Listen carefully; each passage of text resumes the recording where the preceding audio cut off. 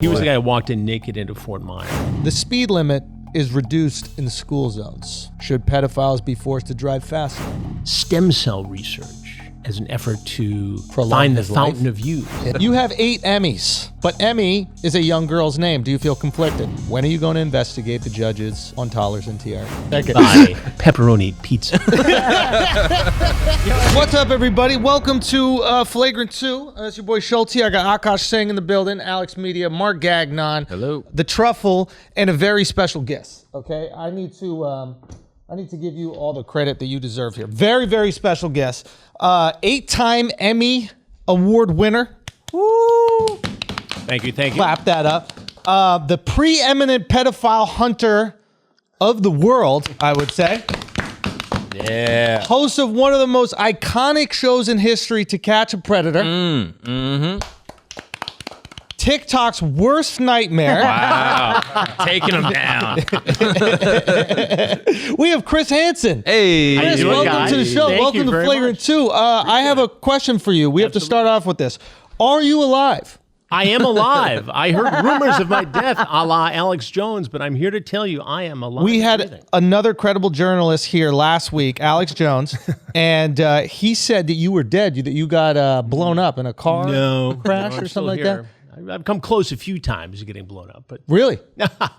What happened? not seriously. Well, just, a couple close calls here and there, flying or being overseas or doing different stories. And I want to know about this. I thought we were going to talk about kid diddling, but this is really interesting. I mean, wait, you almost got blown up overseas? no, it's, I guess, more in the bigger picture of things. I always worry about, some of the assignments we've had in India or China or West Africa. Wow. I'm scared of going to India. and it's a lovely place, but you never know. And what worries me most, quite honestly, It's brown people. fact. when you're No, over there, brown no, people are not at all. terrifying, It's dude. Yeah. getting into an auto accident. We literally were in India doing a story on human drug trials, and we took the recipe for a banned drug in the United States linked to heart attacks and strokes. Okay. And we got a company to make it in India, showing a gap in the safety net for pharmaceuticals Right. in the United States.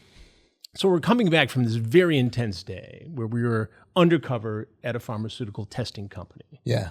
I exposed the fact that we weren't really businessmen, that we were journalists. I was Chris Hansen, and they detained us for 6 hours. And it all rolled into the local police station. We finally got it all done. It was very tense, and all we wanted to do was get back to the hotel. And on the way back, the driver wasn't paying attention and drove the SUV up onto a median, like one of those skinny medians. Oh, shit, yeah. We're in near Ahmedabad in the state of Gujarat. And so it was teetering like Can't this. trust no Gujaratis. Yeah, I should. Don't do that. The birthplace of Gandhi. Gandhi, right? yeah. Is that right? So Yeah. the car is teetering like this. Yeah. And he can't get it off. Now, the other truck has gone ahead of us. So Yeah. now we're there in a small village. How many people were riding on top of the car? Nobody was on top of the car. It was just us. But Oh, the okay. entire community came out to Yeah. try to get the SUV off of the median. Helpful. And then the police officer came out with a stick and was beating the people trying to help us. Yeah, that stick stuff. And so finally we tried to get, the lead car, and they came back and got us. And we were never so happy to get a cold beer when we got Now, you got Kingfisher by the arrested time- in India, though, right? We were detained by security at this company, and we talked our way into resolving it at the police station. Okay. Did you have to? We Cough did up a not. little bread. We did not. The It State would be way Department was quicker if you called, did. and yeah, probably so. Anyway, we That's $12 you ever to spent. to his credit, the inspector of the local police precinct said, "Why are you here? Yeah. There's no law against these guys using hidden cameras." And everybody kind of shrugged their heads, and they didn't know that we had all the hidden cameras. They just knew that we had taken cameras out, Right. videotaped the confrontation. So we Yeah. said, "We'll share. We'll give you a copy, so you know that we do the proper, honest thing with it." And we couldn't get out of the country fast enough, so we were gone after that. When you watch like prank shows, is that just not exciting? Like, are the stakes too low? Like, oh, his girlfriend was watching. I did a funny prank show with David Spade once. Okay. On his little comedy show, and it was a double. little comedy no. I knew you had no respect for these Oh, prank no. I shows, bro. have huge respect. Where the kids I have at? huge That's what you're respect. thinking. I have huge respect for David Spade and all the shows and enjoy doing them because most of the stuff I do is, quite dark and serious. So when I can have a little fun and show a sense of humor, I can. So it was a double reverse. So they had, the ruse was this A poor double guy, reverse. Yeah. Oh. This poor guy was told that he was going to out this girl who was catfishing online. Right. So they send him in with a backpack, and he's supposed to confront this young woman who's scamming all these guys. Right. So he comes in to do that. She says, "I'll be right back, a la To Catch a Predator." And I walk out, and I said, "Have a seat right over there." I said, "What are you doing here?" He said, "Well, no, the producer sent me in here to that's I go, "Well, funny. he just walked out of that show into my show, and this guy is just, he doesn't know what to do." That's what to great. do. Yes. So he's coming after me because he thinks he's trapped now. Yeah. And I almost get in a fist fight, but it was, Oh, and finally I dude. said, "Look, this is..." I got a great David prank Spade. for you. You just got to be the host at a restaurant. Welcome to Have a Applebee's. seat. Yeah. Right Chuck over E. here. Cheese, you walk in. Have a seat. Let me have a Doing talk here. with you for What a do you mean second. by pepperoni pizza? Yo, if he was the host at Comet Pizza, world Yo. would implode. Oh, World would implode. Exactly. Oh, my Everybody would goodness. love it. Yeah. It'd be 100% fine. That's Finally. true. You heard about all this rumors. Like pedophilia really took off once you You got were off the air. guy. Well, I think In terms of Pablo like was there. mainstream, like we were all watching it. We were watching you, but then the internet took hold Right. of becoming, Chris Hansen, right? They all You want to are to expose pedophilia the what the Winklevoss twins were to Bitcoin. Yeah. I wish I'd gotten into that bit more. My Yeah. son plays one of the kids does. But I think, look, we got into something that we knew was an issue. We'd heard the anecdotal stories that were very disturbing, kids getting hurt. Yeah. But until we actually infiltrated it in the way that we did using enterprising techniques, people didn't really get it. And my mantra has always been in whatever story that I'm doing, whatever show, is to take people on a journey of discovery, see things they wouldn't normally see and hear things they wouldn't normally hear. And that's what we did. And believe it or not, it was 17 years ago last month that we did the first predator investigation. Mind-boggling. Were you shitting your pants? I absolutely. My I heart mean- was in my throat. Every time I'd watch, right? Because I went back to YouTube and I watched a bunch because I knew you were coming on today. And I was like, I just got to understand what this show was. And the shows would be like an hour long, right? Yeah, typically Okay. it started as a segment on Dateline, then it grew into its To its own thing, right? So I watched an hour of it. The segments are like 7 minutes. right. I mean, you must have caught like 10,000 pedophiles or something like that. Like, I was baffled how many pedophiles there were. Were you worried you were going to run out? 400. No, here's the thing. So I don't think so. imagine this. Just a lot of pedophiles I know. out there. I dude. thought Yeah. about that. I was like, yo, It's there's job security. Yeah. Yeah. Really, when you think about job security. It's like Pokemon. He's got to catch them all. He is. They were Pokemon. So in the beginning, we merely had decoys posing as children Yeah. in chat rooms on AOL and Yahoo. Who casted those? Were you a little That's suspicious? a question I had. Like, can I have a seat with you, maybe? Like, Well, why you no, know we what worked 15-year-old with hotties look an, like? an online watchdog group called Perverted Justice. Yeah, I saw that. And before we got involved, Right. that group would merely go online, and when they had somebody set up a date for sex with a child, they would post their picture and their identity on their website. And I found out about it, and I said, well, wouldn't it be interesting if we could use our ability to wire a house with hidden cameras and microphones and combine that with Perverted Justice's ability to go online posing as children? And I'm driving out to the first location, in 2004 in Bethpage, Long Island. And I'm thinking, geez, what if nobody shows up? What if I've just wasted tens of thousands of dollars of the network's money? And with that, the producer called and said, where the hell are you? 2 guys are getting ready to show up in 45 minutes. And so we get there, and it was, the That's first 2 guys what, come in. hold on. That's what you were worried about, that they wouldn't show up? Yes. What? You Yeah, were worried I'm- they're going to stab you or something like that? Like, Well, that came later. Yeah, once they did show up, then you shift your focus to the next most important thing. But I mean, was I really worried I wasn't going to get fired or anything? But it was all built on the premise of yeah, people were going to show up and Yeah. you would have something to show, to expose, to yeah. use as an example to teach people about the dangers online. Yeah. And in 2.5 days in that first investigation, 17 guys showed up. Oh, yeah. It was like a Jordan drop. But it's interesting. The 12s! Yeah. We do this podcast, Predators I've Caught, so I Yeah. go back and look at the previous cases. Yeah. And to relive them, And to Unbelievable. watch these things and go back and figure out where these guys are and what's happened to them since then it just takes me right back to that scene. So what was interesting about the first couple episodes, I was listening to another podcast or something. You said you didn't arrest them. No cops. Yeah. What an unsatisfying ending that was. That's why we changed up. So in the first 2 investigations, we just went out and did it. And now the law enforcement in those communities did make some prosecutions after the fact. But it was after that second investigation outside of Washington, D.C. in Herndon, Virginia, that we were contacted by the Riverside County Sheriff's Department. Yeah. They said, well, we'd like to partner and parallel with you. And I took some heat for that from the traditional, journalism community for working too closely with police. But I was willing to take that heat because I thought it was the only socially responsible thing to do. Yeah, who Get are them these outta here. fucking journalists that have their rules? Get fucking rules are out the window. I don't know. Maybe Agreed. And trap them. I like that. Where they were coming from, but I did take some heat for it. And also, from just a pure television production standpoint, it was very unsatisfying, as you just said, to watch these guys come in, me, knock them around and interrogate them, and then just have them walk down the street twirling an umbrella. I mean, what's up with that? Now, there's a couple episodes that I was watching. One is, it's dark. I mean, I'm pretty dark in terms of my sense of humor, so it made me I'm laugh. right there with you. Okay, good. Please tell me it's the same one. This is one of the funniest things I've ever seen happen on TV. Is when the guy started eating a pizza. Pizza. Oh my God, dude. Unbelievable. I don't know how you didn't laugh when the guy goes, "Do you want a slice?" No, I'm good. I'm good. Thank you. I'm good. So All set. yeah, you I'm kept a allergic to straight face. pepperoni. I would have. First of all, number one, I would have absolutely taken a slice because that pizza had to be so fucking good that guy knew his life was over and he still took a bite of that pizza. I bet I know where that pizza was from. Where is it? Comet Pizza. Imagine. No, it's Actually, Connecticut. It was Planet Pizza. Wow. Ooh. Did you go back? Were you like, I got to see what this is like? No, he's on keto. He It's, looks it's great. it's a chain. In fact, my oldest son was working on that as one of the camera operators, and he works in the business. And he wanted to stop and get some pizza. The Predator did. Jeff Sokol.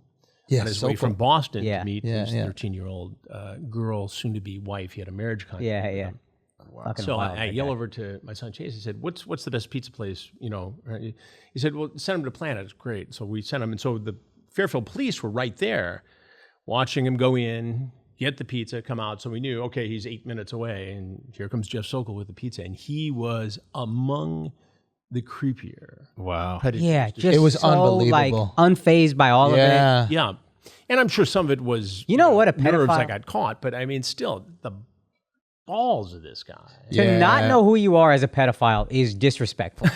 Like, how fucking arrogant are you that you're out here trying to fuck kids and don't even think about this guy? Yeah. But didn't he have you a little convinced that like he might be able to get off? No. Not when he took the bite of the pizza and the cheese was all falling, but No. he made sure to No, scoop no, up the cheese for the bite. He was just buying time. You think that's what it was? He had knew me what was convinced almost. Like if I was in your position, I'd be like, maybe we got the wrong guy. I mean, this guy's eating. I can't even eat before I do stand up. This guy's going to prison for Yeah. 20 years. Yeah.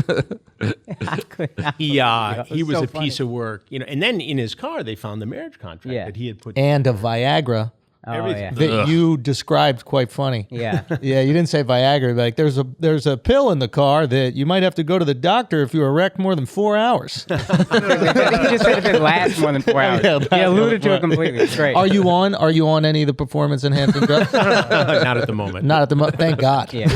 Just coffee. Yeah. We're big supporters of the PEDs. Sure. Yeah. Big time on this show. That's a good sponsor to have. It is one of the spots. Not during We're this going to thing. take a break for a second. Yeah, this is an odd episode. But to you know have what fun. doesn't by, take a yeah. break? Blue Chew. No. Okay, so you have all these like moments with these people. What I was shocked about when I went back to watch is one, how obedient they are when they see you. And I'm curious, they meaning the like pedophiles, right? yeah. So it's like, or the predators, right? So when they first see you, there's a couple things that look to be going through their mind. One is, oh, is this a gangbang or something like that? Like they don't immediately go, are you the dad? They're like, wait, who are you? But they're not terrified and run out. They're kind of calm. Well, they're stunned. Some freak out. Some, obviously, especially in the beginning, thought I was either a cop or the mad father. And then as we moved into the second, third, fourth investigation, it became clear that they knew who I was right from the get-go. Immediately. And we had a guy, for instance, in New Jersey on the shore in Mantolokin who said, "Oh, you're Chris Hansen." And I said, "How did you know that?" He goes, "Oh, I watch the shows all the time. When I miss them, I watch them on the internet." Oh, God. I said, "Do you even understand the trouble that you just walked into?" Yeah. And he was happy to be on the show. What the? Do you think some of them want to get caught and that's why they're there? I think some are relieved. You know, we revisited a case from Ohio, a fellow who's a teacher in his mid-20s who came in and, you know, it took a while to get him to fess up. And I think he knew who I was right from the get-go. He had seen some of the shows. And obviously teachers talk about this show in school. And he finally breaks, and you can see this moment where he caves. And he said, "You know, I kept online doing these chats, and I knew they're racy. I knew they were sometimes inappropriate. And I got older, and the people with whom I was chatting stayed the same or got younger. And I just didn't get out when I should have gotten out." And I think, you know, people always say, what do these guys have in common? And the answer is White. they don't stand. Well, there's that. That's true. Yeah. No, there was. They don't stand out of a crowd. It could be the guy Yeah, they look standing kind next of- to you in the, you know, dry cleaning line on a Saturday morning. Yeah. From all walks of life. Quick funny anecdote. You know, you said they're all white. There was an Indian guy on there once, and my mom called me and she was like, "There was an Indian on a Catch a Predator. You need to be careful online." And I was like, "What are you guys doing online? What the fuck?" He was from Trinidad, actually. Oh, okay. that makes sense. that makes a lot of Crazy sense. Trini 85. Oh, He was boy. the guy who walked in naked into Fort Myers. He walked in naked? Walked in naked Wait, to your... into the Sting House. So you saw him? Was he... Oh, yeah, it's hard to miss. I mean, this guy comes in, so we're in the back room. We're in this, you know, huge Fort You Myers. thinking you're going to surprise him, and then you walk out like, what the fuck? I need to take a seat. You know, the different decoys play different sorts of roles. Yeah. Some are very conservative and shy. Some are a little bit racy, but not, you know, they always follow the protocol. Just to clarify, the decoy, you want to explain to the people? The decoy is actually an adult They hire an adult that who is looks online like a young posing girl. as a child. Yeah. Like a And then we local have- actor usually. At like a Sometimes, college- well, so there's two sets of decoys. So they're the ones who are online doing the work. Right. And then there are the ones who are on site. Yeah. So typically the ones on site are, as you say, kids who are 19, 20, 21 years old who look younger, who are police cadets or, you know, college students in theater. Can we just say one thing? Sure. If you pull into a house to meet a girl and she's just doing laundry, it's over. Like that's before you. If there's tea on the counter and Stub my there's toe, I'll be laundry, right back. Yeah. you just got to turn around. I mean, you got to go to jail, obviously, because you're a pedophile. I don't know why I'm teaching them how to get away with it. Well, the But, cops are waiting for him outside. Yeah, there's no way out. there's- Oh, yeah. You know what's there's no kind of getting sad away. is if you're one of those local theater kids and that's the best role you've ever had. Like that's your biggest role to date. you made it. You made On your Don's resume? Predator investigation. Yeah, exactly. Predator caught. But you know what stuns me is, you know, 17 years into it, you know, and we're back out there doing them again, and we're talking. We have them on the YouTube channel, Have a Seat with Chris Hansen, and then we're talking to a couple different networks now and putting another show together. But there we are in Michigan, Genesee County, Michigan, and after all this, all the publicity, all the shows that have knocked it off, all the amateurs out there trying to do it, again, we have a Michigan State prison guard shows up. Yeah. We have a guy who was a cop in Lebanon. We have an auto engineer, and a guy who did contracting work in the governor's mansion. All surface in the most recent investigation, just a month and a half ago. You graduated from Michigan State, right? I sure did, yeah. That's got to be uncomfortable. I was, yeah, exactly. I was in Magic Johnson's class, actually. Really? Wow. He got to leave after sophomore year and make $1 million a year at the Lakers. I stayed for $4.75 an hour in radio. it all worked out. He's a lovely guy. Actually, I see him occasionally at Michigan State. I've heard he's the best. Yeah. He's a wonderful guy. Wonderful guy. So wait, you got your start in radio? Oh yeah, yeah. Yeah, 1981, right? You were Michigan with NBC? State Radio Network. Yeah. Yeah. I was outta lucky. here. In those days, you know, if you're too stupid to realize there was anything you couldn't do, you know, nobody was there to stop you. Yeah. You know? So it was like, you know, I grew up a mile and a half from where Hoffa was last seen and presumably kidnapped. Yeah. So I became fascinated with that story. So I used to ride my bike up there and check it out. For anybody listening, Jimmy Hoffa is the subject of the movie The Irishman. Exactly. And this was a Union Teamsters legendary leader who disappeared. To this day, no one has a real idea of who killed him, right? Yeah. Well, it was mob related. Yeah, we know it was mob didn't want him related. back into it, but there are a number of stories, including the scenario that's put out there in The Irishman. So anyway, when I went off to college, I just volunteered at the radio station, and one thing led to another, and got a job in television my senior year for $4.99 an hour. And How old are you? Do you mind me asking? I'm 61. 61. Okay, Look you great. look phenomenal. Look great. By the way. Thank you. Great for a white 61. But my father, it's just so funny the way you say that. Like you just got a job on television. My That's father, basically how it worked. I was living in a fraternity house, Yep. and I got back from the mud football game, and there was a note. We didn't have, Yeah. anything but pink message pads at the fraternity house. And it says, Howard Lancourt called and said, you have to be there at Monday at 9 a.m. Okay, Yeah. great. And found a sport coat and a tie, and off I went. My pops was in the Army, so he was down in Baltimore. Right. And he just went, I guess, to the local Baltimore news station, was like, hey, are you guys like hiring? And they're like, yeah. And then he was just an on-air reporter. Yeah. It's just an absurd Can I thing. say something I don't say often? Yeah. It really was great to be a white dude back then. Yeah. That's a very like you think I'm showing up The whole to time I'm like, it must be nice. In order for Alex to be on the news, do you know what he would have to do? arrested. Something illegal. He'd be Dressed the way I am now. So, and then he went up to, after that, he went up to New York, and he was producing the news for NBC. And I thought you guys might have crossed paths, but I don't think you were there until I came 93, in right? 93, exactly. Yeah, I think he was gone by then. But Larry Schultz was his name. I don't know. I don't know if you guys knew each other.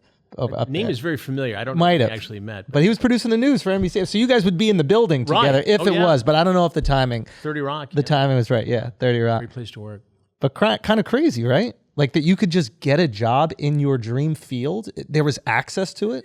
I'm the luckiest guy in the world because it's what I was meant to do and what I love doing. And now with all these different opportunities and different new mediums in which to do them, it's really a fun time to be in this business. Every day, it's like an adventure every day because there's something new. Yeah. And a new way to do it. Yeah. And you're virtually unlimited, whether it's television, whether it's the new series on Discovery Plus or the stuff we do and, in digital media. I mean, What is it do you want to do? Do you want to bring the show back to like Netflix or something like that? I mean, it would We're talking to a couple destroy. different networks right now, and we're looking at doing it in a slightly different way. But we've got many locations set up. We did Michigan, as I mentioned, and so it's we'll know in the next couple months. Can I tell you something? Absolutely. I think it's socially irresponsible that NBC ever canceled that show. Yeah, what was their reasoning? Yeah, we now- got enough. Well, I think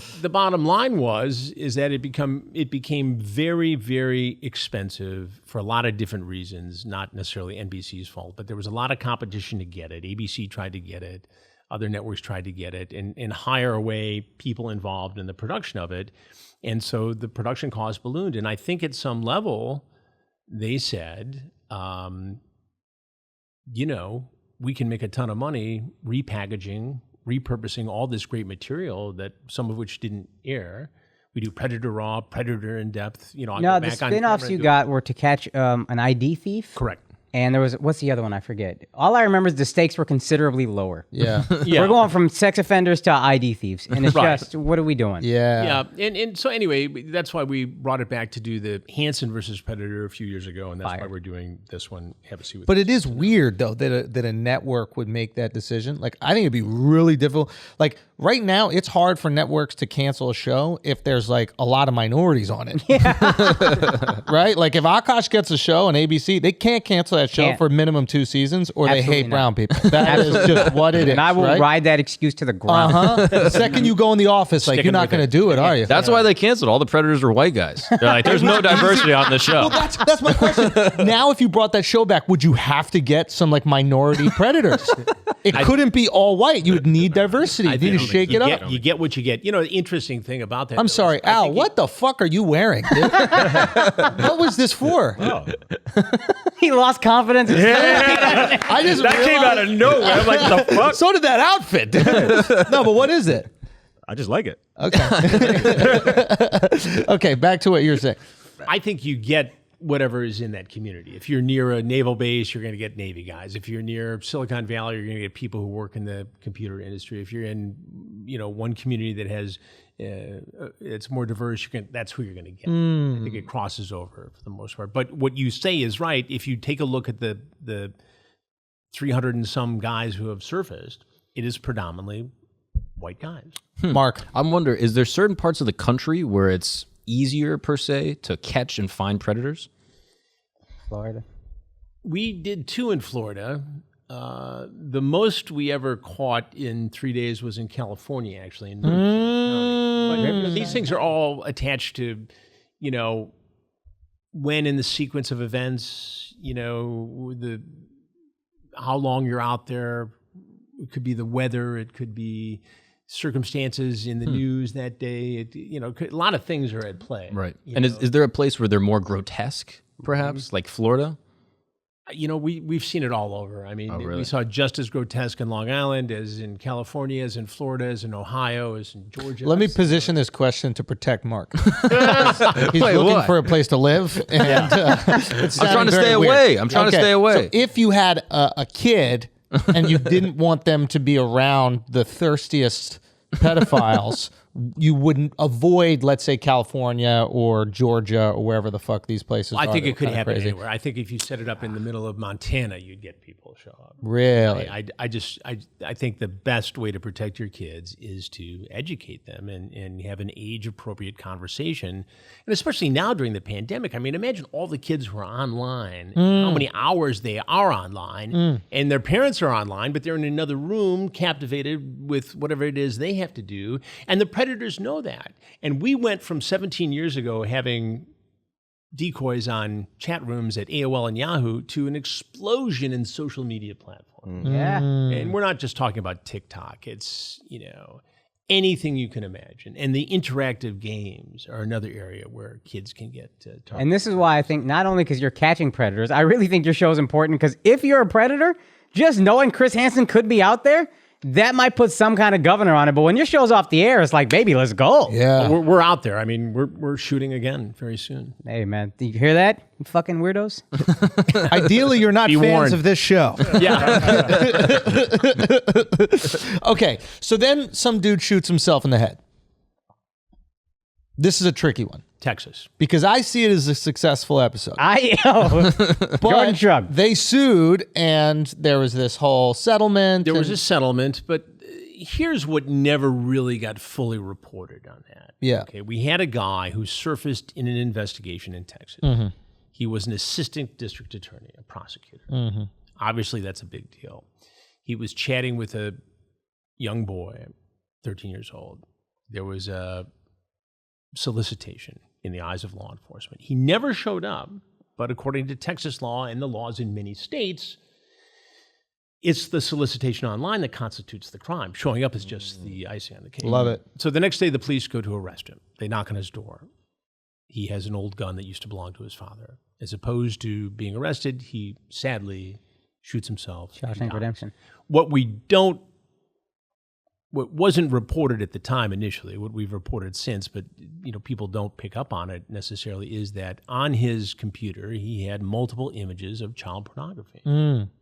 He was trying to get that hard drive off the computer. He was unsuccessful as the police were coming in, and as an assistant district attorney, he knew that he faced up to 10 years in prison for each image that he possessed on that computer. A bunch of criminals he prosecuted. And he's a pedo. Like, he's going to get fucked. He's going to get torn apart in jail. Do the math on that. So you can debate the merits of the lawsuit. Obviously, it was our position that it was meritless. We were initially willing to go to trial. There was a settlement reached. And the reality is, if you go to trial, the news division pays for it out of its budget. If you settle, it comes out of the insurance policy. Yeah. So do the math on that. Nobody really was happy about the settlement initially, but I think people involved grew to become comfortable with it given the totality of the circumstances. Yeah, I mean, if he's a pedophile, he ends up killing himself, then I think we're pretty cool with that. Well, I know what you're saying, but we don't want anybody to kill themselves. We want people to face justice. That's justice. Yeah, I understand what you're saying. I don't want to pay for some pedophile to get 3 meals a day in that's prison. a lot, yo. Right? I'd rather him just blow his head off. Way rather It's that. efficient, if nothing else. Yeah. I mean, doesn't Texas have the, what is it called? The justice chair? Wait, what? Electric chair. Electric chair. Yeah, the justice chair. I like that one. I think Batman. I'm sure somebody's called it that. Yeah. Yeah, The I mean, electric dude, chair of people have justice. zero empathy for pedophiles, as they should. I think that's why you're such a hero on the show. Well, If you were casting people who like beat taxes, I think a lot of us would be like, "Hey, give it a break, Chris. Like, no one wants to pay fucking taxes all the time, you asshole. Why are you going around chasing these people?" Exactly. But pedophiles, people fucking love you, man. pretty black and white. Even when they try to do hit pieces on you, because we're doing some YouTube research, all the comments are supportive of you. Yeah. You know what I mean? They'll like try to show like, because you had some troubles that happened in your life, which is kind of annoying because like, what was the bounce check situation? It was a non-event. It was a business situation. It was resolved in a day. You shouldn't have to pay for anything anymore. I agree. You should walk into a bar and this bud is on us. I mean that. I'm shocked. I want to go I want to confront that guy. I want that guy to have a seat. The fact that a guy could call the police on you over a few $100, I don't know what it was. Do you still owe him money? No. I'm paying that money off right now. Whatever you need, I'm paying that off. It's about to be an event. I'm taking the gold AK-47 and the fucking machetes to Connecticut. And I'm going to have a talk with this guy. All right, guys, we're going to take a break for a second because it's time to save y'all some motherfucking money. All right? You know, we got some low interest rates out there. And what does that mean? It's time to refinance. Okay? Refinance those loans, save some fucking money, and take advantage of these low interest rates before Biden boosts them up because you know it's coming. You can't get any lower than where we are now. So you know they're going up. You take advantage of it now. And how are you going to take advantage of it? You're going to take advantage of it with Earnest, right, Akaash? Hell yeah. Student loans is one of the main places where you're just getting fucked on interest rates. They inflate it all the time. Right now, interest rates are low. So go refinance at earnest.com. You get radically flexible payments. You can pick your loan term, or you can even just combine all of your loans into one and make it easier to pay. They'll tell you much better than I can what the best path is for you. So go to earnest.com, and because we're the illest, you get a $100 cash bonus. Especially if you go to earnest.com/flagrant. Remember, you just got to go to earnest.com/flagrant, okay? And you're going to get a $100 cash bonus. You refinance your student debt at earnest.com/flagrant. Simple as that. You're going to get your money. I don't know why you wouldn't do this. Save money and save money. Is double save money.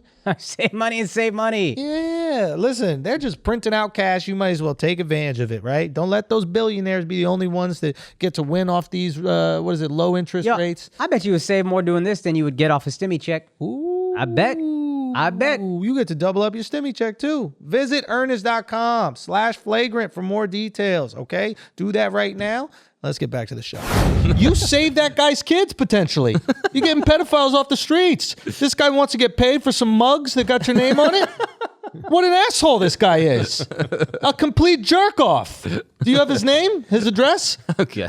Honestly, we owe this guy tax money. It's a child protection tax. I believe that 100%. If you got kids, you're a hero.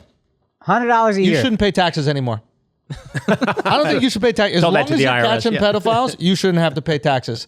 That's it. Well, I'll gladly catch the pedophiles and pay my fair share. We pay your taxes from now on. Cops You're get tax free exempt. coffee, and you can't even get your own memorabilia? It's shocking. What the fuck? It is. Honestly, if you came to me, you're like, can you make some shirts for me? I would love to make some shirts for you. Okay? Not in youth sizes, but I'll definitely make some shirts. I'll make whatever the fuck you need. Okay?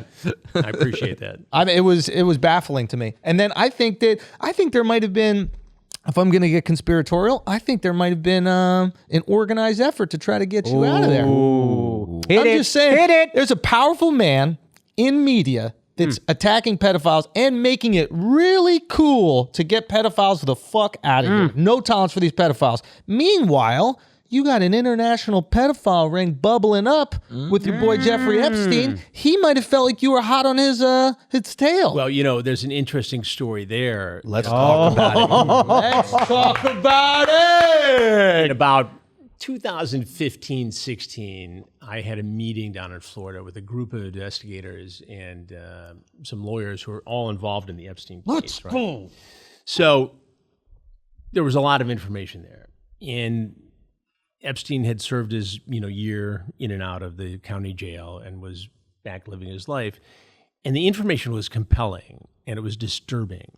And I tried to fashion a sting. And the security around his New York residence and around his life in general was such that it was difficult to penetrate and to figure out a way to do it. And I worked with some of the lawyers. It was before a lot of the victims had actually come forward, victims who have now come forward.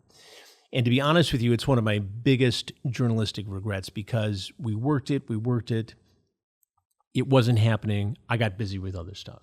Right? In the meantime, here in Miami, much to the paper's credit, the Herald keeps pounding away and digging away at it, chipping away, day by day, week by week.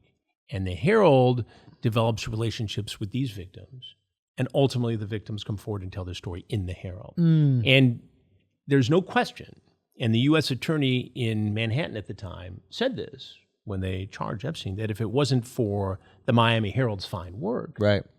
that case may not have been prosecuted, at least not when it was. So the lesson to me is that sometimes these things take years. They're not the automatic sting operations that you want them to be, and you have to stick with it. Right. Can for a you long period tell of us a time. little bit about the sting that you were setting up?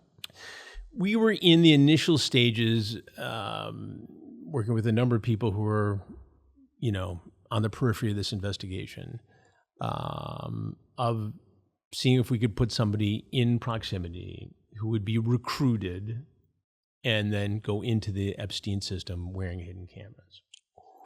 Bro, this is a pay-per-view event. It never got that far. But you think today, knowing what we know, having heard from these brave victims who came forward to make this prosecution, knowing what we know about the recruitment and the enablers, Ghislaine Maxwell, et cetera. Yeah. What happened? And so when I first got wind of the Peter Nygaard story, Peter Nygaard was... he's the topic of the new series on Discovery Plus, Unseemly. He's the fashion mogul who now is accused of human trafficking and all kinds of sexual assaults going back some 50 years. Whoa. He had Nygaard fashion. So every pair of jeans that you would see at a Dillard's and many other places, that was Nygaard. Wish I knew. Close to a billionaire, right? He had a major estate in the Bahamas. And it was right next to another estate owned by a hedge fund guy. And they got into a beef over property. And one thing led to another. And the investigators from the hedge fund, Louis Bacon, got involved and started digging around in Nygaard's business and found out that he was, taking in young girls underage, drugging them, raping them. I mean, we're talking about potentially thousands of victims across the board. This happened in LA, it happened up in Canada, it happened in the Bahamas. And for 2 years, I worked it, and then partnered with, Blackfin TV and Discovery Plus, and we were able to put this together. And not only was he involved in the sexual assaults, I mean, brutal, vicious, controlling sexual assaults, but he was into this stem cell research as an effort to find the fountain of youth. Yeah. Right. Whoa. Yeah. And so he would go, according to witnesses and investigators, he went so far as to impregnate young girls, have them get abortions, harvest the stem cells from the Holy fetuses shit. to inject into himself to prolong his life. Now, I'm Is he told alive still? He's in jail up in Winnipeg. But is he living longer? I'm not saying... He's 79, and I'm told that, because he's not been able to get bail, which is good, and he's awaiting extradition to the United States, indicted in Manhattan by the U.S. Attorney's Office there after a long investigation by the Human Trafficking Task Force in New York. He's not able to get all his supplements and his injections and hormones. so he's just wilting. Withering away. Love it. Apparently. Yeah. But it is fascinating because you always hear this on like these conspiracy chats, people talking about the elites drinking baby blood and like sacrificing babies and that kind of stuff. But maybe that's referential to the stem cell. Well, in this case, it was, and we, in other words, we started to get more and more information. One of his own children came forward, Nygaard's son, Kai Zen Bickel, who is interviewed in the documentary, and you'll see it on Discovery Plus, and who has been on some of my shows on YouTube and some other things, who saw something and that was inappropriate between his father and a child at a dinner party, and started to think, and he got involved. And not only did he help investigators in this case, but he was actually interviewed for the documentary, which was a huge step. Yeah.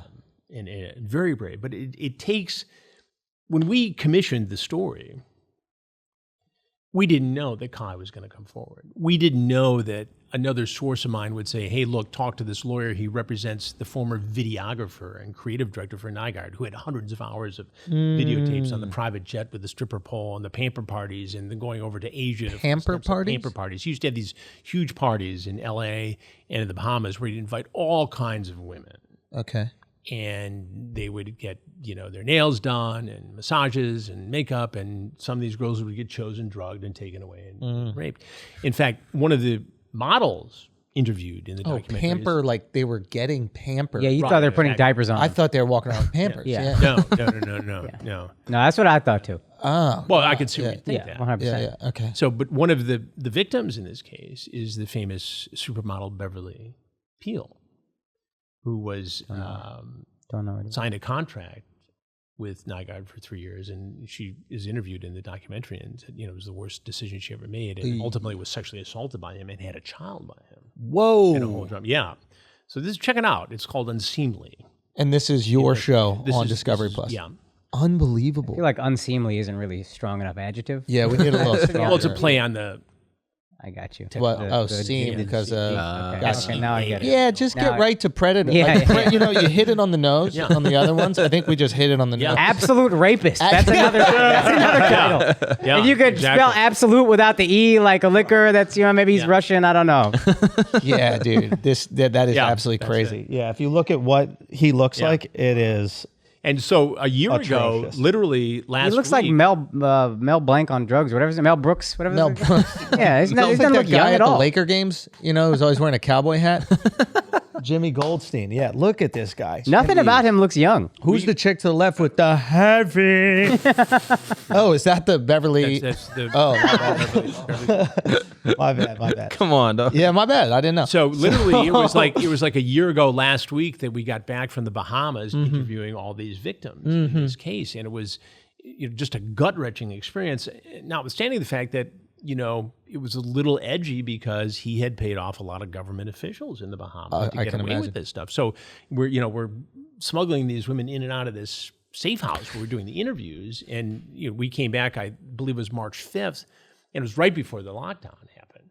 I mean, literally, it was the last trip I made for several weeks, months, because of the pandemic. And I remember coming back through Miami, and we had added a couple days to it and turned it into like a little bit of a spring break because it was staying down in the Bahamas, and it was just eerie coming back through Miami. You could tell that people were starting to get uneasy about travel, and we got back to Michigan and didn't move or didn't leave there for. Did you know 10, 12 beforehand this is probably the last set of interviews we got to do? So let's get everyone. It was Because I think we all remember the last being set like, of international. I mean, we just did things remotely, and as things opened up, we started getting back to work on it. But literally, because I was at our house in Michigan, we just had ordering television equipment from Amazon or wherever to do the YouTube show, to do this or that, and then the kids got tired of having me at the dining room table because I was doing 2 shows a week, so I'd move him to the basement. Yeah. Now we had to get more stuff in the basement so we could light that up properly, and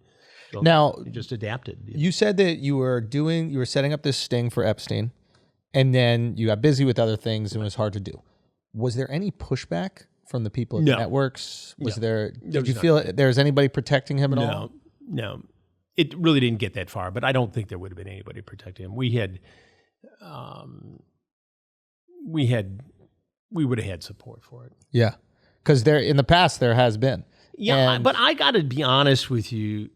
I have never in 40 years had anybody seriously tell me to back off a story. So, and that's the God's honest truth. let me just clarify Not that. for an advertiser, not for a friend, not for anything. For litigious reasons, did it ever happen? Because there is a difference between a network going, I want to protect a pedophile, and a network going, this alleged pedophile sues like crazy, so we have to be very careful if we say anything about them. Well, I think anytime you make very serious allegations against somebody, you have to do your due diligence. Yeah. And it's a reality that you could end up being sued. Right. So you do what you do in any case. I mean, a poor guy can sue you just as easily as a rich guy. Yeah. And a lawyer would represent a poor guy if he thought he had a good case, just as he would a rich guy. Right. Yeah, it's not lost on network executives that if you go sticking the machete in the face of a lion, you're apt to get it. We fully expected to get sued by Nygaard. He's very litigious. He sued the CBC. We weren't the only ones working on the story. New York Times worked on the story, did a great job. The CBC up in Canada did a great job on the story. CBC worked on the story a long time and was held at bay because of restrictions on the press in Canada and his litigious behavior. You know what blows my mind about these guys is the arrogance that it happened over a property dispute. Like, you're a super predator, and you're like, nah, I'm so untouchable that this property dispute, let's get litigious. Who gives a fuck? Yeah. Like, you feel that and invincible. so aggressive that he went after Louis Bacon, and he had this creative director, videographer, create just horrible misinformation campaigns, claiming that he was with the KKK and he was a racist and all this horrible stuff. I mean, just Wild. really. And when you looked at it, they would take something from like the CBS Evening News, right, and edit something into it. But if they put it on Bohemian television, It'll look legit. it may not get questioned. Yeah. And that's what these guys were, that Nygaard's people were doing. Yeah. And we have the video of them watching this stuff. Yeah. And the actual finished product. It's interesting when we were doing the Netflix special. We just did this special for Netflix, and we were calling everybody and their mother a pedophile. We were doing jokes. We weren't doing journalism. We're just making fun of like what was happening, and obviously with everything with Epstein and Maxwell and all these other people, we were talking about it because it was referencing what happened through this last year. And when we had to get it through legal, there was pushback where it's like, you can't just say that about a human being, which rightfully so. Right. You shouldn't be able to just go, hey, you're a pedophile. Woody Allen. Yeah. Have you seen that? No, I haven't. But I know. Like, I don't need to see. I'm not going to see it and go, he is a pedophile for marrying his daughter. Like, now that I think about it, right? Like, I did want to ask that. Did you ever look into Woody Allen? I never did. And it is a great question. I've only seen one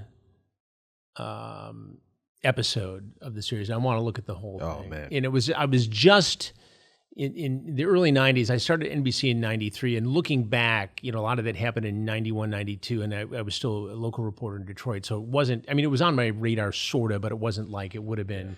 Had I gotten there a couple of years earlier, I probably would have been right in the thick of it all. Are you good at parsing out when you watch a documentary, like how biased it is? Because some documentaries, I haven't seen this one, but some are really like just trying to get a point across, and some are not. And if you look at The Making of a Murder, there's all kinds of controversy and the point of view, and were they held to the same standards as traditional journalists? And I do look at it with a very critical eye from that standpoint, because my stuff is held to extraordinarily high ethical standards. Yeah.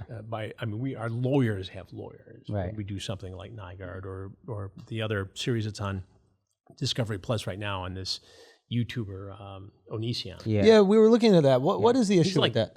Well, he became famous on YouTube after he did this video called "I'm a Banana," and it was on Tosh.0. Remember that show? Yeah. In 2007-ish. And it took off on YouTube. And then he started to do a show, and he tapped into this young female market.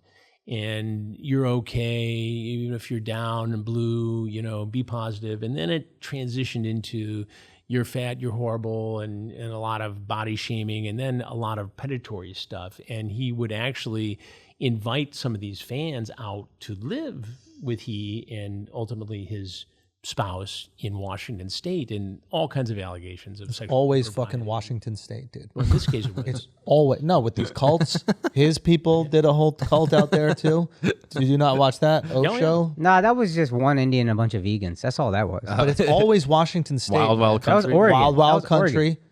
That's the same as Washington State, guys. Once you go to the upper left. Ted it's all Bundy the was from same. up there, right? Bundy's from up there. Something's Unabomber, going I on. The Unabomber. You covered feel the like Unabomber. I covered the Unabomber as far back as 1985 in Detroit, because he sent a package to Professor James McConnell at University of Michigan. We got into that at that point and followed it all the way up to his ultimate arrest in Montana. I have some questions for you. Sure. We're going to put you on the hot seat. Very good. Are you ready, Chris? I live in the hot seat. Okay. So you say. I'm nervous. Okay, here we go. The speed limit is reduced in school zones. Should pedophiles be forced to drive faster? No, they should just be stopped on site and arrested immediately. Yeah. Ooh, good answer. That's a great answer. That's a good answer. He got We you. got That's around 1 it. point, Chris. Fuck, shit. 0, Andrew. Son of a bitch. I Okay. have a feeling it's not over yet, though. You have 8 Emmys. 10, actually. Oh, God damn. 0.2, Body Chris. me. 0, Andrew. I was saving that. I didn't want to interrupt you in the open. You have 10 Emmys, okay? But Emmy is a young girl's name. Do you feel conflicted that you have Emmett George? No. You feel like you need 8 more? Oh. I think we might get a couple more with these Discovery Plus. Yeah, here we go. Okay. Did you ever think about doing an episode in a church in Boston? Come on. You know, I was wondering how you're welcome in the Catholic Church. I mean, just walk in. How Hey, who wants it?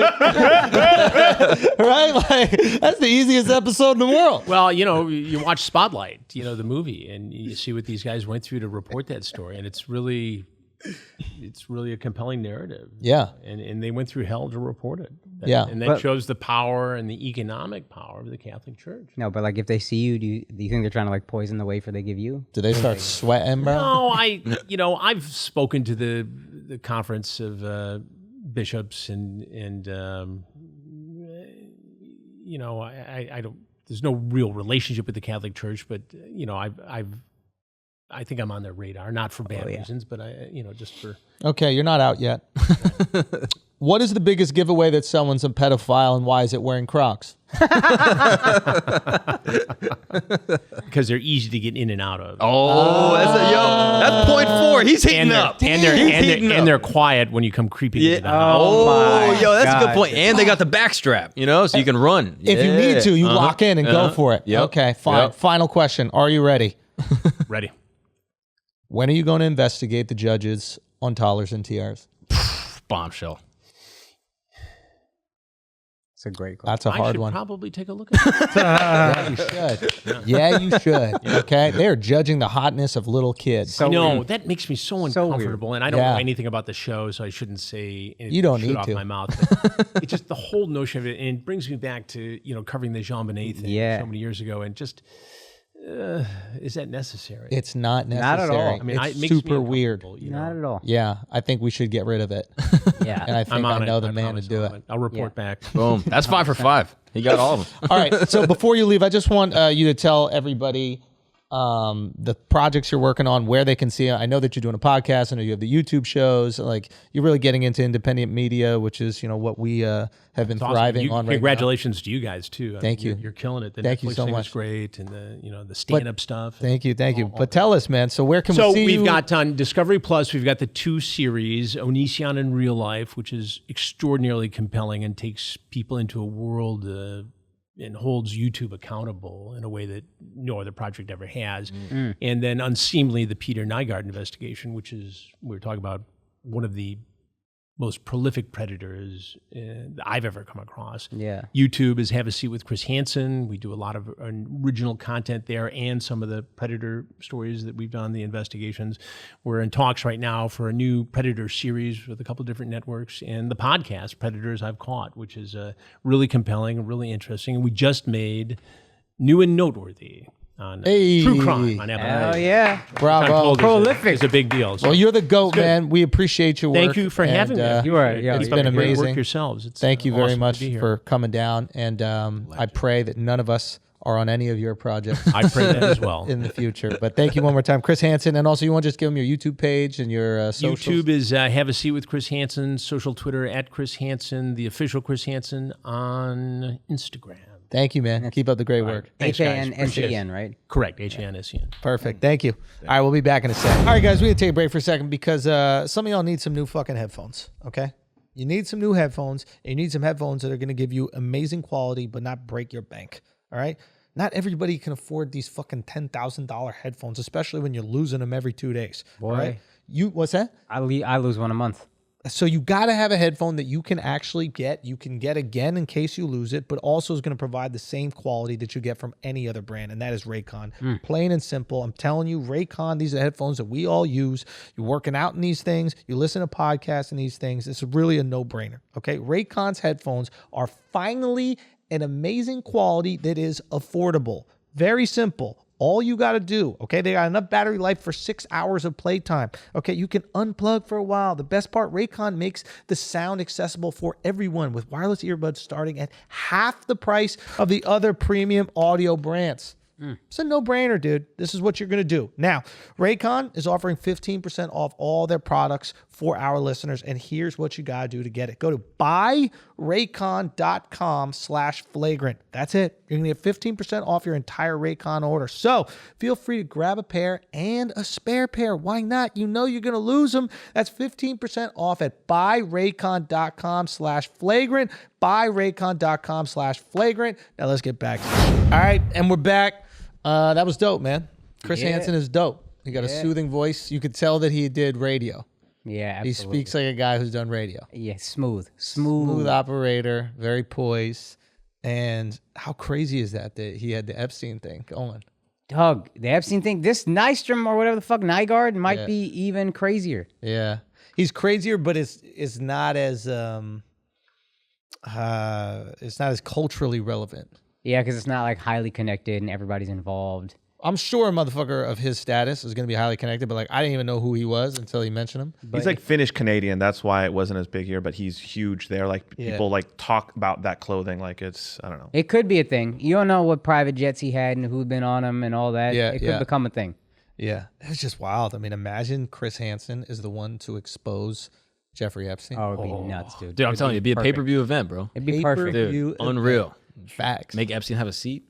Come on, dude. All right, man. Let's talk about it, man. We got some topics that we got to hit on. We haven't talked about Izzy's fight. Stylebender took a L, trying to get his second belt. He came up to 205 to fight the champ Jan Blachowicz. Yeah. Forgive me, Jan, if I'm not pronouncing your fucking name right, but name's stupid. So He was nice, though. Son, he is, and Izzy even said it afterwards. He was like, if I have to lose to somebody, he's a great champ. He's gracious. He's sweet. Like, it's so weird. There's some people that need to get themselves so hyped for those fights that the person in front of them, they have to literally want to kill. Yeah. Right? But Jan seems like this guy, like, he doesn't seem like he'd fight dirty.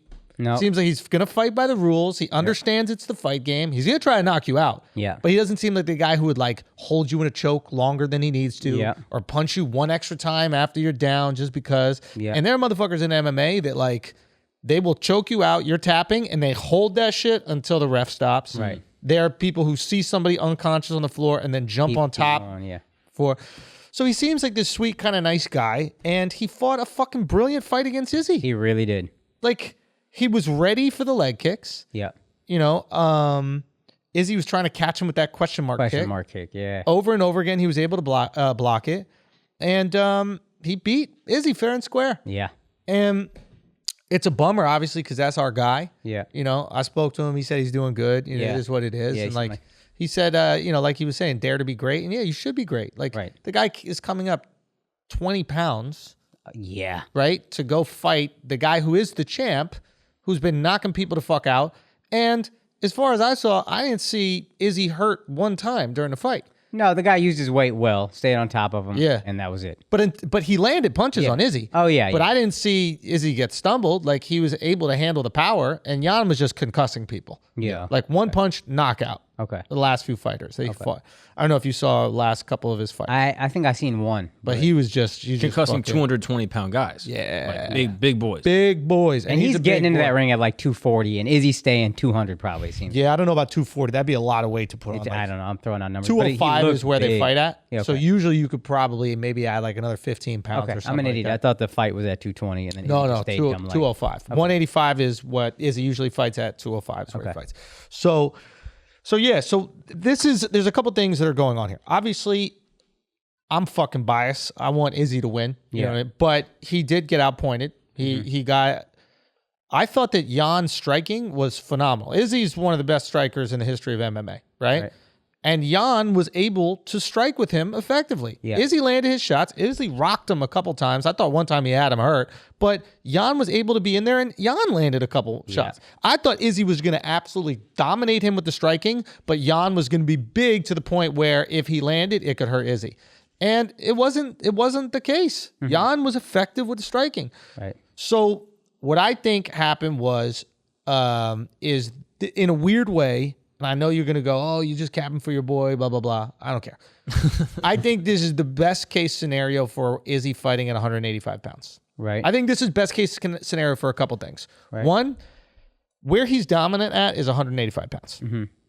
And there's a couple reasons why he's dominant. One, he just happens to be the best in the world at 185 pounds. Right. But he can use some of his advantages at 185 pounds that he doesn't exactly have at 205 with those bigger guys, right? Like at 185, he's significantly taller and longer than these guys. So what Izzy can do is he can hop in punching and kicking range and hop out of punching and kicking range whenever he wants, while also being out of the range of the person he's fighting. Right. So if you've noticed a few of his last knockouts, I've noticed they come from these lean back hooks. Have you seen it? Like he dropped Costa with that lean back hook. He dropped what's the other Australian guy that he fought? Robert Whittaker with that lean back hook. Like he just he exchanges, he throws his combination, and he leans away from their strike while throwing this kind of up left hook. It's a really odd punch, right? But super effective. It's harder to do that against a taller, longer opponent because you have to commit yourself to being in a danger zone more than you do against a smaller opponent, right? So he's got to take more fights at that weight where you're fighting guys that height so he could learn how to be effective in his striking without putting himself in too dangerous or too precarious a situation. Right? But what I love about this is the last fight he had at 185 when he took out Costa, that bum, he destroyed him to a point where at least I was going, there's nobody interesting for him to fight at 185. Right. Like, he's too dominant. Right. It's the Khabib thing. Yeah. Like, we don't need to see Khabib fight Dustin Poirier again. God bless Dustin Poirier, but Khabib dominated him, so it's not interesting to see him fight him again. Right. He was too dominant, and all of a sudden you start to lose interest in the fights when people are too dominant. Right. Him losing to Jan puts a battery in everybody at 185's back. Okay. They're all going, oh shit, all you gotta do is take him down. Yeah. Oh, if you get him down, then you can control him. Right. Yeah. I want you to try that. Okay. I want you to try to get into grappling range with Izzy because he's going to piece you up and he's going to sit you the fuck down. Right. Right? So I think this is good because it really heightens the interest at 185 again, where there was none at all. And that's the division where you want to just see him dominate. Right. If he knocks out, I think he's going to fight Darren Till next. Okay. If Darren Till beats this Marvin Vittori guy. Okay. And him against Darren Till is going to be the most fun that we've ever had in a fight build-up on social media. They're both exceptional on social media. This guy, Darren Till, is very funny on social. Okay. Very funny. Right. He's funny in interviews.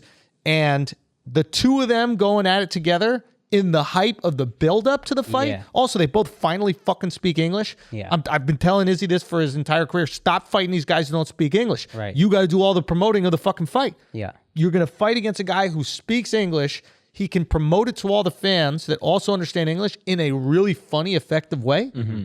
That fight, he's got to get by this Marvin Vittori guy, but that is a super fight. I would be so excited to see that fight. Yeah. And ideally, there's fans back in there, etc. So I think this is very good for Izzy at 185. Yeah. Here's the problem. If John Jones goes and wins the heavyweight belt by beating the winner of Ngannou versus Stipe, John Jones has something over Izzy. Which is Jones went up in weight, won a belt. Okay. Izzy went up in weight and he lost the Right. 205 chance. That's not to say that Izzy can't go up and do it again. Right. But if John is effective, then he has something over Izzy as the current GOAT in the sport. Right. Right? So that's up to you. Let's see what happens. I mean, John Jones could get caught Yeah. by one of those big boys and then completely knocked out, and then Izzy got something over John. Right. He's like, you went up in weight, you got your ass knocked the fuck out. That being said, John Jones is a very good wrestler, and if Izzy struggled with Jan, wrestling. Jan isn't a wrestler, but he's black belt in jiu-jitsu. He's a good ground game. But he would struggle with John. Right. So it is just an interesting thing. Now, John doesn't have the power that Jan has. Right. So Izzy's going to go trade with John. Okay. If they keep it on the feet, Izzy, after feeling Jan's power and not getting dropped, he's like, oh, I'm ready. I'm ready for these 205ers. Like, I wonder if Izzy right now, I really want to talk to him on the pod. Izzy, come on the pod already, man.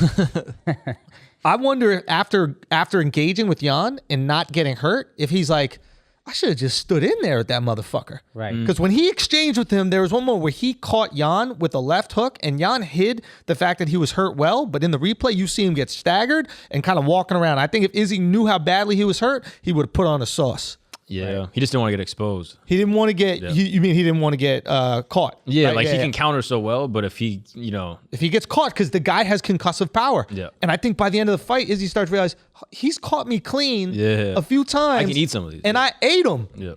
So, I mean, I would even like to see them go at it again. Maybe later on. Yeah. And maybe it's a different fight. But also you could argue that Jan would be like, I'm not even striking with this guy. I'm going to take him down. And if he doesn't improve his takedown defense or doesn't improve his ability to get back up when he's been taken down, I'm just going to hold him down there. Right. Which is what Jan did. Jan didn't do damage when he had him on the ground. He just held him. He held him. Yeah. And that's on Izzy. Yeah. Izzy got to be able to get up from that. Yeah.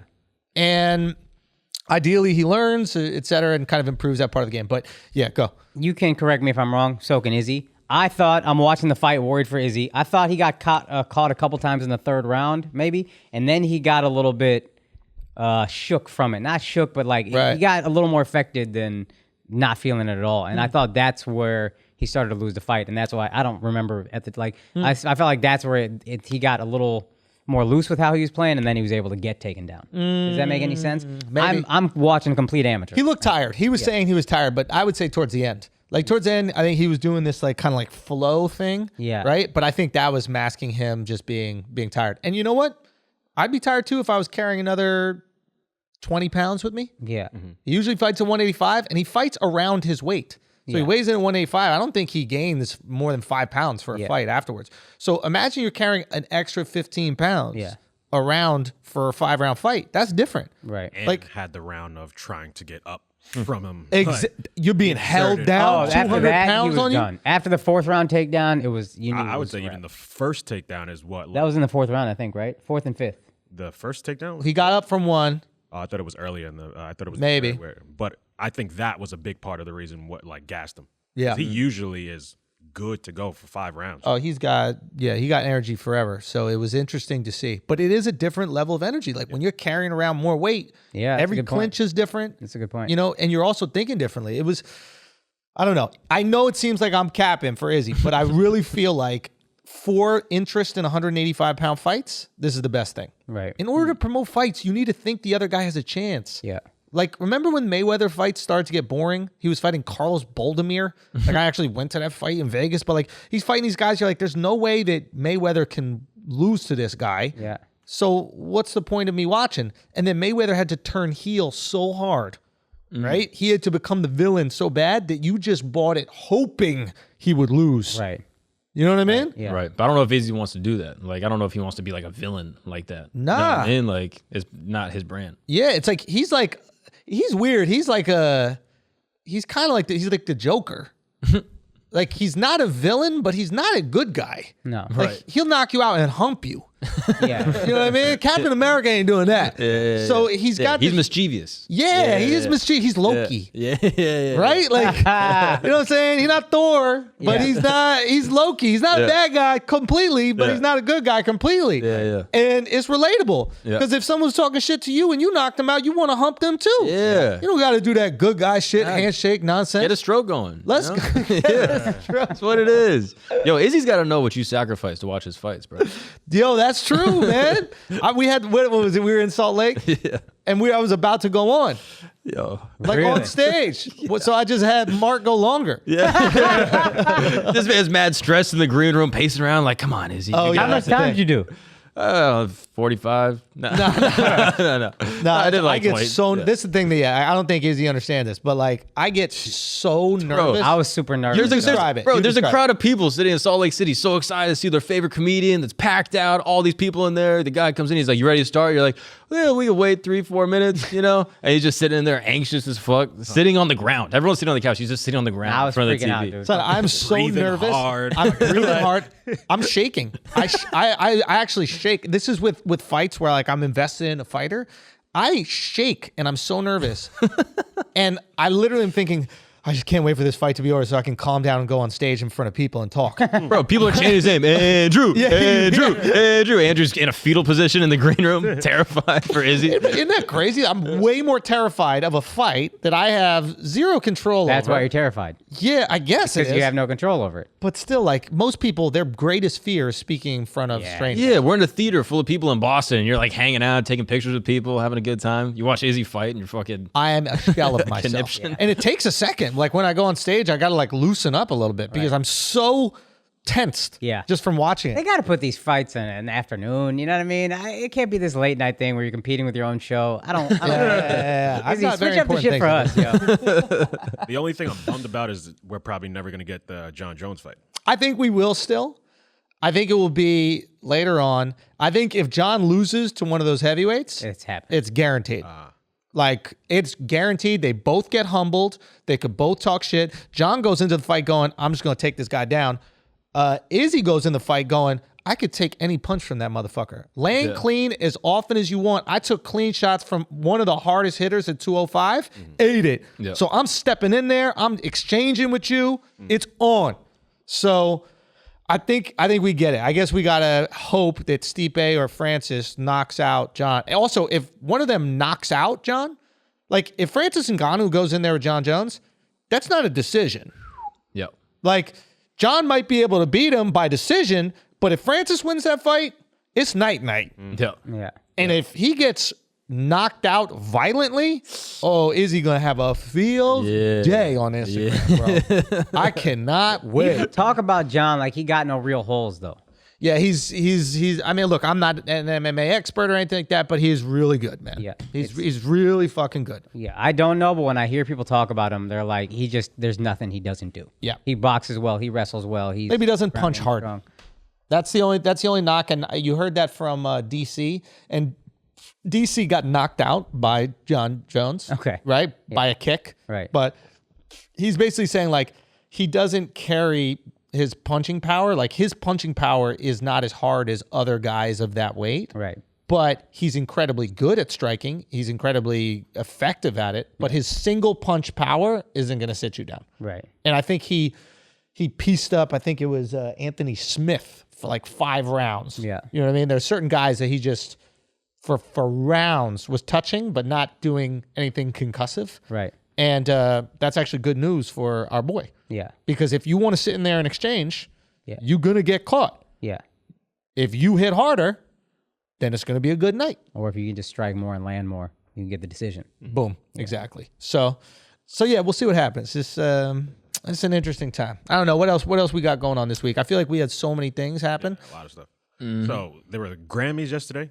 I didn't realize until about after it was It's over. so funny how little we care. With nothing else to do, we don't even remember Grammys. Oscars is probably not going to give a fuck about The anything. only reason I knew the Grammys were happening is because they were trying to cancel Bill. Only reason Oh, I knew. The yeah. only reason, like, Old Billy Bitch Tits came through, bro. is it? What's that? That's his nickname. That's what he calls himself on stage. Does he really? Yeah. Billy Thank God, Bitch dude. Tits? I was like, yo, Mark, why you know, being yeah. disrespectful, Shots, bro? You never heard bro, that? You never heard that bit? Old Billy nah. Bitch Tits, old Billy Redface. No, we going at Chappelle. We going at Billy Bitch Tits. Like, what are you trying to do over That's here? what he dog? said. Mark the sniper out here. But yeah, so I guess he was saying some stuff. Akaash showed us a couple videos, and it's so funny because he's just being him. He couldn't care less, dude. He couldn't care less, and there is no audience. I guess it's all done. Was it through streaming or something like that? Yeah, I guess so. But he's at some space, some theater, Yeah. whatever, and it sounds like he's bombing because there's no audience. Right. But you can hear the workers laughing. Yeah. Right? It's like an old episode of Talk Soup or something like that. So he's clearly not bombing. And if you're watching at home, you're laughing. But everybody on Twitter that's just like this woke social justice warrior that doesn't even know who the fuck Bill Burr is going, yeah, see, look what happens when comedians tell jokes about sensitive topics. It doesn't work out. You're bombing. It's like, no, the guy was fucking murdering. We're all dying laughing. Yeah. It's also great because we took a car ride with Bill Burr after the Patrice benefit. Yeah. And he just is so in touch with his funny. Yeah. One of the most awkward car rides I've ever taken. One of the most awkward car rides I've ever taken. Wait, what? Well, I mean, you look up to the guy so much. Yeah. You know what I mean? So it's like, I don't know. I admire this guy. I think he's so fucking funny. But at the same time, I'm trying to have a conversation with him. But he's also so good at just doing the talk. It felt like I was on his podcast, which he does by himself. So that's what it felt like. Yeah. So, and he was just one topic after another topic. Bang, bang. But I didn't know if I was like, should we do this together or I just throw up softballs? I mean, you could say anything. You could be, what do you think about tampon commercials? He goes, yeah, we get it. It soaks it up. What do you want? Yeah. I mean, how often you need to be told it soaks it up? I think it soaks it up. I remember I was in the green room and he went on and on for probably 20 minutes straight about helicopters. And this was right after Kobe passed. And no one got a word in, and he was just giving every fact about helicopters and then putting jokes in between. Oh, dude, it was so fun. Like, he had the whole thing broken down because I know that he loves helicopters. So when he was in the green room for the Patrice thing, I was just like, maybe he's got some interesting perspective on it and stuff like that. And dude, he went in. Yeah. It's fucking cloudy. Just don't take it up. I love it. You see the clouds. You don't go. I love the guy who is himself all the time. And on stage, it's just like, I'm just doing the same shit I always do. Yeah. So I was just in that car ride, just like, oh, this is the best, just watching this happen. And that's what I thought the Grammy shit was. He's being him. He's making himself laugh with the... Yeah. He opens... I haven't been able to find the piano solo that happened before he went on stage, but he opens by going... And am I the only one that wanted to kill himself during that piano solo? Fucking wild, dude. It. Now, I don't know who did the piano solo, but that was the highlight of their life. Yeah. Right? Like, they were like, Mom, Dad, I'm finally performing at the Grammys. Please watch. And the second you finish, Bill Burr is up there going, hey, that was a suicidal piece of music right there, wasn't it? Oh my God, dude. Then he fucks up the winner's name. He's presenting Tropical Latin Album of the Which Year. Is so funny. Not even a fucking... Which is so... Is Not there a very another tropical kind guy. of Latin album? Yeah. Haven't been in Miami. It's all tropical Latin. The guy doesn't look tropical at all. No, he looks like the Hawaiian least Punch guy a little bit. Looking, The Hawaiian Punch guy. Yeah, he's a little red. That's as close as he is to tropical. Oh my God. It's just so funny when Twitter thinks they can cancel somebody that you can't cancel somebody whose fans love what they do. Yeah. Do you know what I mean? Trump should have taught everybody that. If what he does if what he does hypes up his fan base, if they love that thing, you can't cancel him for it. Yeah. And that's what Bill was doing. He was doing him. Yeah. So his fans love that he trashed the Emmys while he was hosting them. So you can't in any way cancel the guy for something that their fans love. The greatest. So good. Yeah, it is funny seeing everyone call him racist. Like, oh, this guy is so racist. What was racist? That's what I'm saying. On Twitter, everyone's like, oh, he's racist, that he got her name wrong, that he fucked up all this shit. He fucked up her name, apologized. It's like... He's like, I'm accepting this award on your behalf. Yeah, I'm sorry, I butchered your name. That's it. Why is that racist? I don't know. Is it racist to get someone's name wrong? Can you get anything wrong anymore? I don't know. Can't we just be wrong? And her name is hard, too. What's her name? This shit is... Mark. I don't know how to say it, Come bro. on, you racist. Nah. I know you racist. Nah. You try to pronounce it. I will. Put it up. Yeah, pull it up. Let's see if you got it. Nigg. Wait. Nobody knows, and it doesn't matter. Bro, okay? I texted it to you. Best tropical Latin performer. Album, I think. Best tropical Latin album. Who cares? Anyway, you're not canceling Bill Burr. He couldn't give a fuck. I'm so surprised that he was even at the Emmys. Yeah, that was the saddest part. It's like, why are you here? You're better than this. But what he said was interesting. He's like, the only reason I came Oh, yeah, is because that's I thought right. I was going to meet all these rock stars. Yeah. But you must have known nobody's going to be there. I could see Bill Burr not knowing. Also, yeah, maybe he did. Yeah, these aging rock stars, they're like 80 years old. They've done every single drug. Corona will take them out in a fucking split second. And he still thinks that they're going to show up to the Emmys. The one he wanted to meet some fucking random ass. Yeah, Richard Dawkins or something. I was like, isn't that like a scientist? Yeah. Her name is Natalia. Natalia Lafourcade. Lafourcade? That's what I would have guessed. That's a stupid name, dude. That's stupid, bro. That's dumb, dude. Don't do that. Don't do it. Natalia Lafourcade? Probably that one. Yeah, I think it's that one. Lafourcade. Yeah. Natalia, you think Bill Burr is going to be able to pronounce that, dude? Dude, hold on. If there's not an MC at the beginning of his name, Also, ain't no need for him to this know is it. another thing. You don't get practice. Oh, yeah, it's true because you don't know. You don't know who's going to win. Oh. If you knew who was going to win, you could practice it, but you don't know. You could practice all 5, but ain't nobody want to learn that many Spanish names. That's a lot to remember. That's You too get- many. In the moment, you can fuck one up. Come on, bro. Natalia Lafourcade. Nah. You killed it. Yeah, you I did got murder that You shit. not got racist. it, bro. You not Murder racist. that shit. Yeah, I said. Yeah, I said. I'm starting what else? to think this is comedians just doing this on purpose for some clout. Ooh. The week before you had Tracy Morgan, What do you do? mispronounced Soul. Oh, yeah, that shit was yeah. so Yeah. funny. That was so good. Saul, what he said? No, he said Sal. Yeah. Instead of Goes, Soul. what's up, Sal? Tracy Morgan? The winner is Sal. I mean, Soul, fuck. Like, that's No, literally, he didn't. He didn't say fuck, but that's literally how he said it. And like they start clapping. He's like, I mean, Soul. Like as they're fading out the music. Starting to think this is for a moment. Nah, he hope so. hating, bro. He's hating because he wasn't in it. Oh. Yeah, that could be some hate. Try to give it bro. a Spanish name. That's what it was. Should have had a new Latin album. All right, guys, we're going to take a break for a second because, listen, some of you out there still haven't tried the glory, okay? Some of you haven't dabbled in the most delightful dicking experience that you've ever had in your life. I'm talking male and female. Ladies, you deserve it, and men, you deserve to give it, and that's Blue Chew. Simple as that, okay? It is not a game.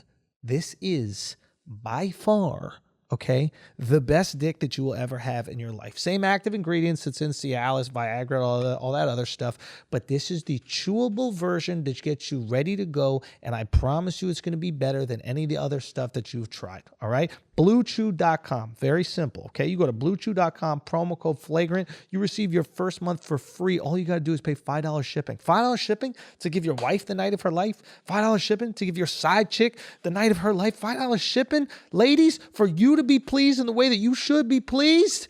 This is a no-brainer. BlueChew.com, promo code Flagrant. Let's get back to the show. Oh, also, guys, we got some tour dates coming, man. I'm so excited to say that you made me feel like a fucking Backstreet Boy, okay? The tour, our first tour back in business, was completely sold out. Woo! It's unbelievable, man. Before the first weekend when we went out. So thank you guys so much for spreading the word. Thank you guys for always supporting. And you know what? We are going to add some more dates to that tour. So, another cool thing is some of those dates that were sold out, as the states start to peel back some of the COVID restrictions, more seats might pop open.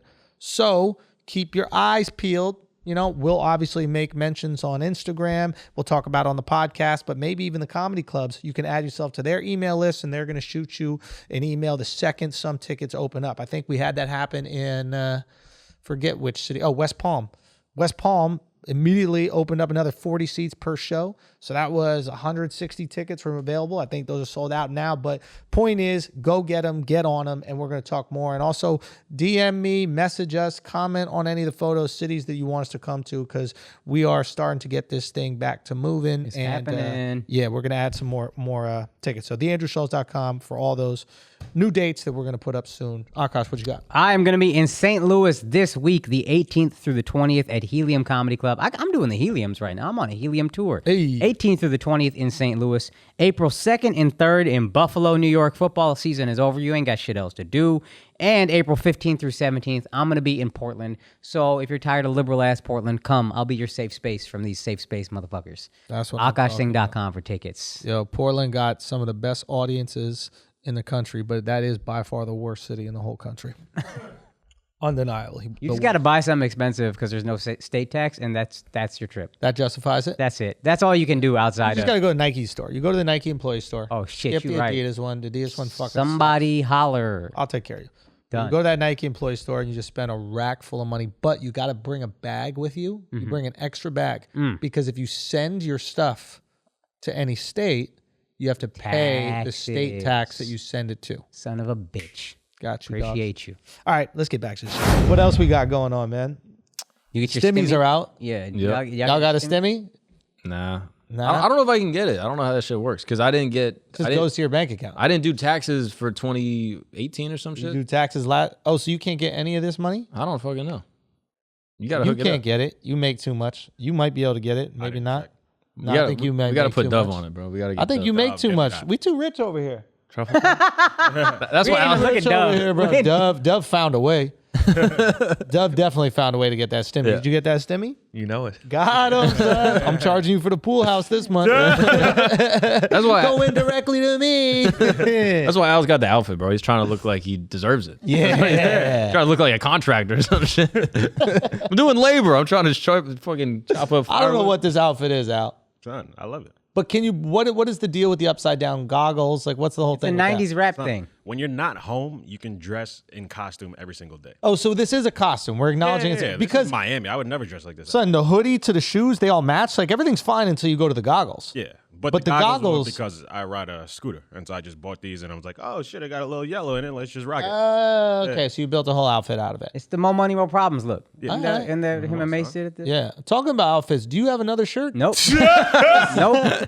I am out of shirts. Oh my God, bro. I'm out, yo. This guy got 2 shirts, bro. Oh, man. Yo, they're coming for you on jeans too. They're like, yo, Akash got 2 pairs of jeans. I He got got- a black and a blue Yeah. and 1 shirt. Yeah, would- and the I would- comments are hey. wearing thin on the shoes too. At What first, they everyone's say? like, yo, the shoes are fire. That's all I got. I And- underpacked, yo. Yeah, he's leaning in. You Bro. went back twice. You went back twice. You couldn't pick 1 shirt to bring back. So you couldn't order a shirt from Amazon. Yeah. You've worn this shirt for 60% of the episodes we've done since you're Yeah. down People here. think it's a rerun every time. Like, I'm not gonna watch it. Yeah. They probably think it's a fucking. It's killing the rerun. numbers, If I Akash. didn't dress so goddamn stupid, they wouldn't even turn into this I know, podcast. dog. I know. I got new jeans coming. I'm waiting on Is new that the jeans. same undershirt too? No. I bought new undershirts. That's the only purchase You I like made. a Lego character. You just built with the shirt. I don't think that shirt comes off of you. I think you got one outfit for life. Only dog. purchases I made are underwear and socks, and then the rest. Really? Yeah, it works And it's a itself out. shame because he's looking good. Like, No, dude. Yeah. I saw him walking in the gym the other day, bro. He's got some I muscle. saw him dog. at the gym today too. Yeah, he got the bicep. Yo, honestly, your face is looking slimmer. Son, I'm at the gym too much to buy new clothes. Oh, Nah, What can I do?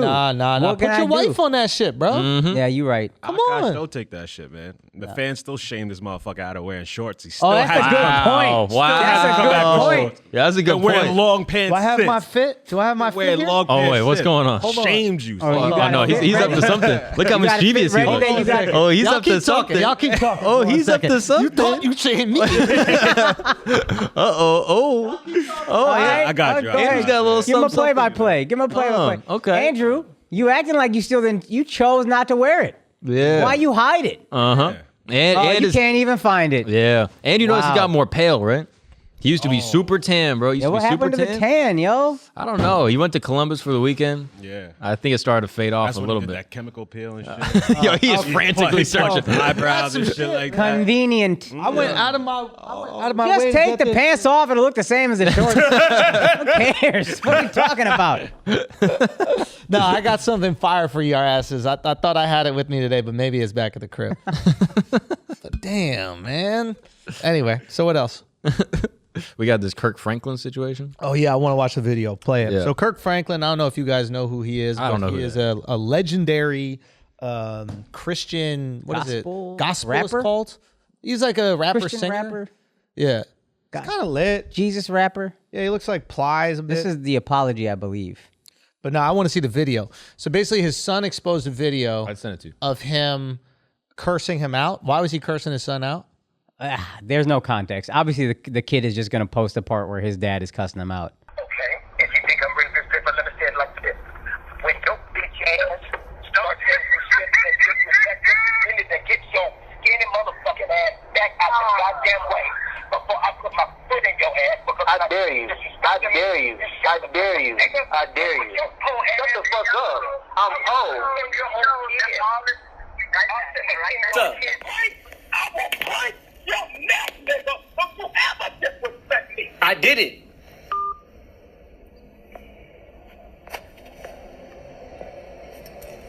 He just hung up the phone.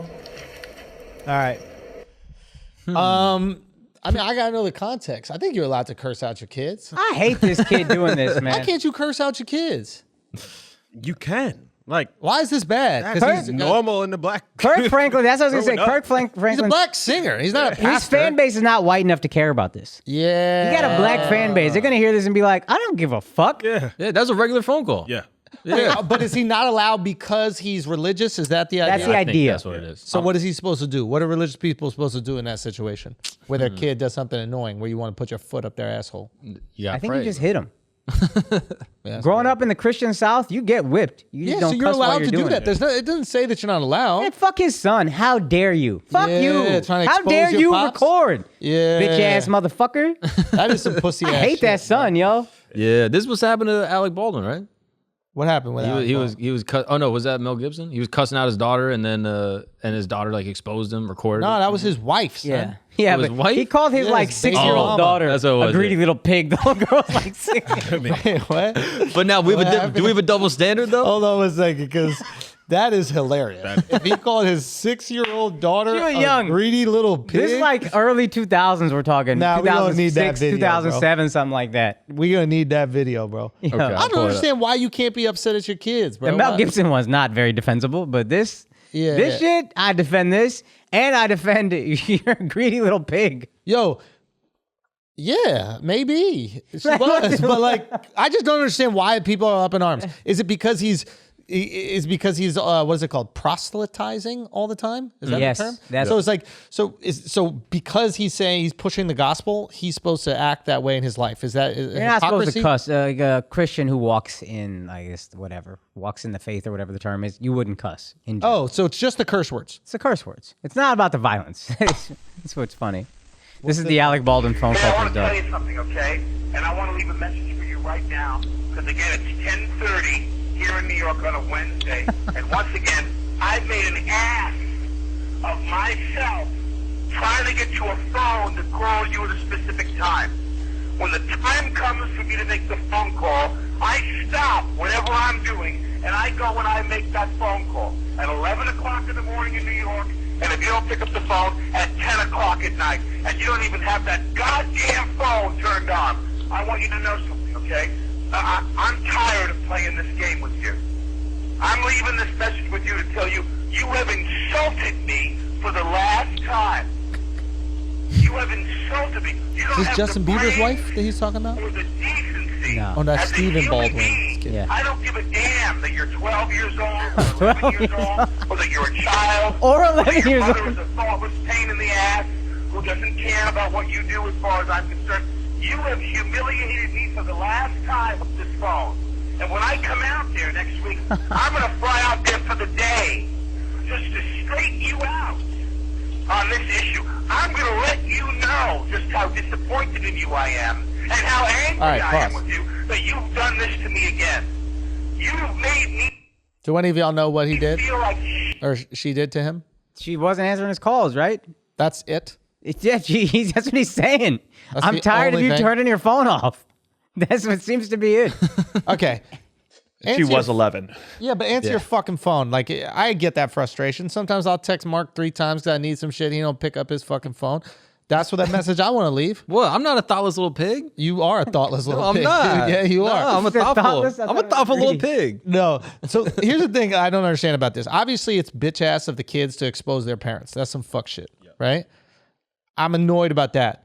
But being upset at your kids is so regular. Like, why are we acting like this is wrong? Nah, that's a good point. You never had your parents yell at you? That's a good You've been point. yelled at, have you not? Oh, yeah. Like, badly or no? What's the worst thing your parents ever did to you? Ooh, Yelled at. Let's go.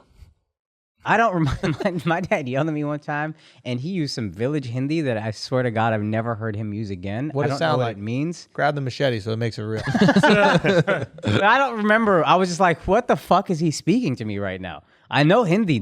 I've never heard before, and I never heard it again. He was fucking livid. Wow. That's it. That's the most I got yelled at. But that's it? Nothing crazy? Nothing crazy. What'd you do to deserve it though? Bruh, y'all never got yelled at, son? Yeah.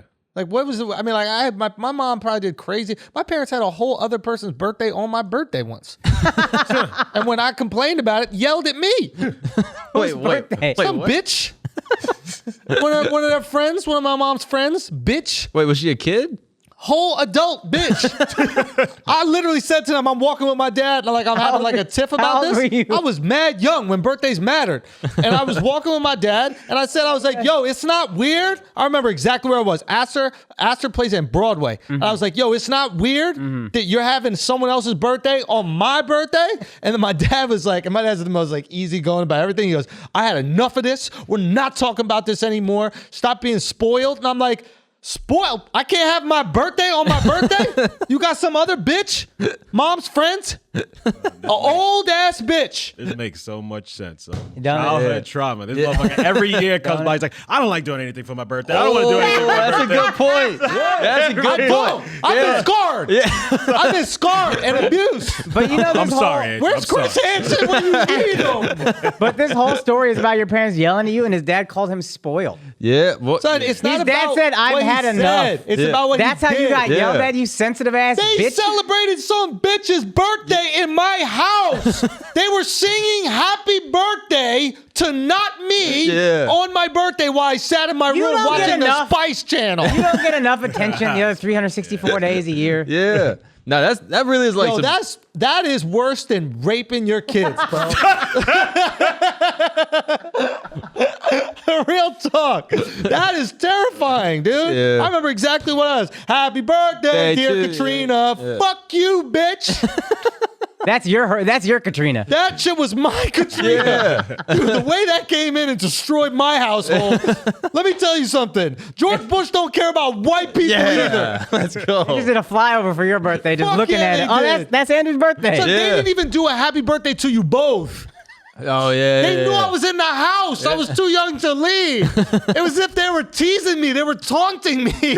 Happy birthday. They got louder. Katrina and no one else. Nobody else could have possibly want a birthday. I side with your parents completely. Yeah. Dealing with you, they do that shit on purpose. That's That's why my fucked dad up. fakes his memory loss. Yo, 'cause he- Because I'll be bringing that shit up and he'd be like, I don't know what you're talking about. I was like, oh, convenient.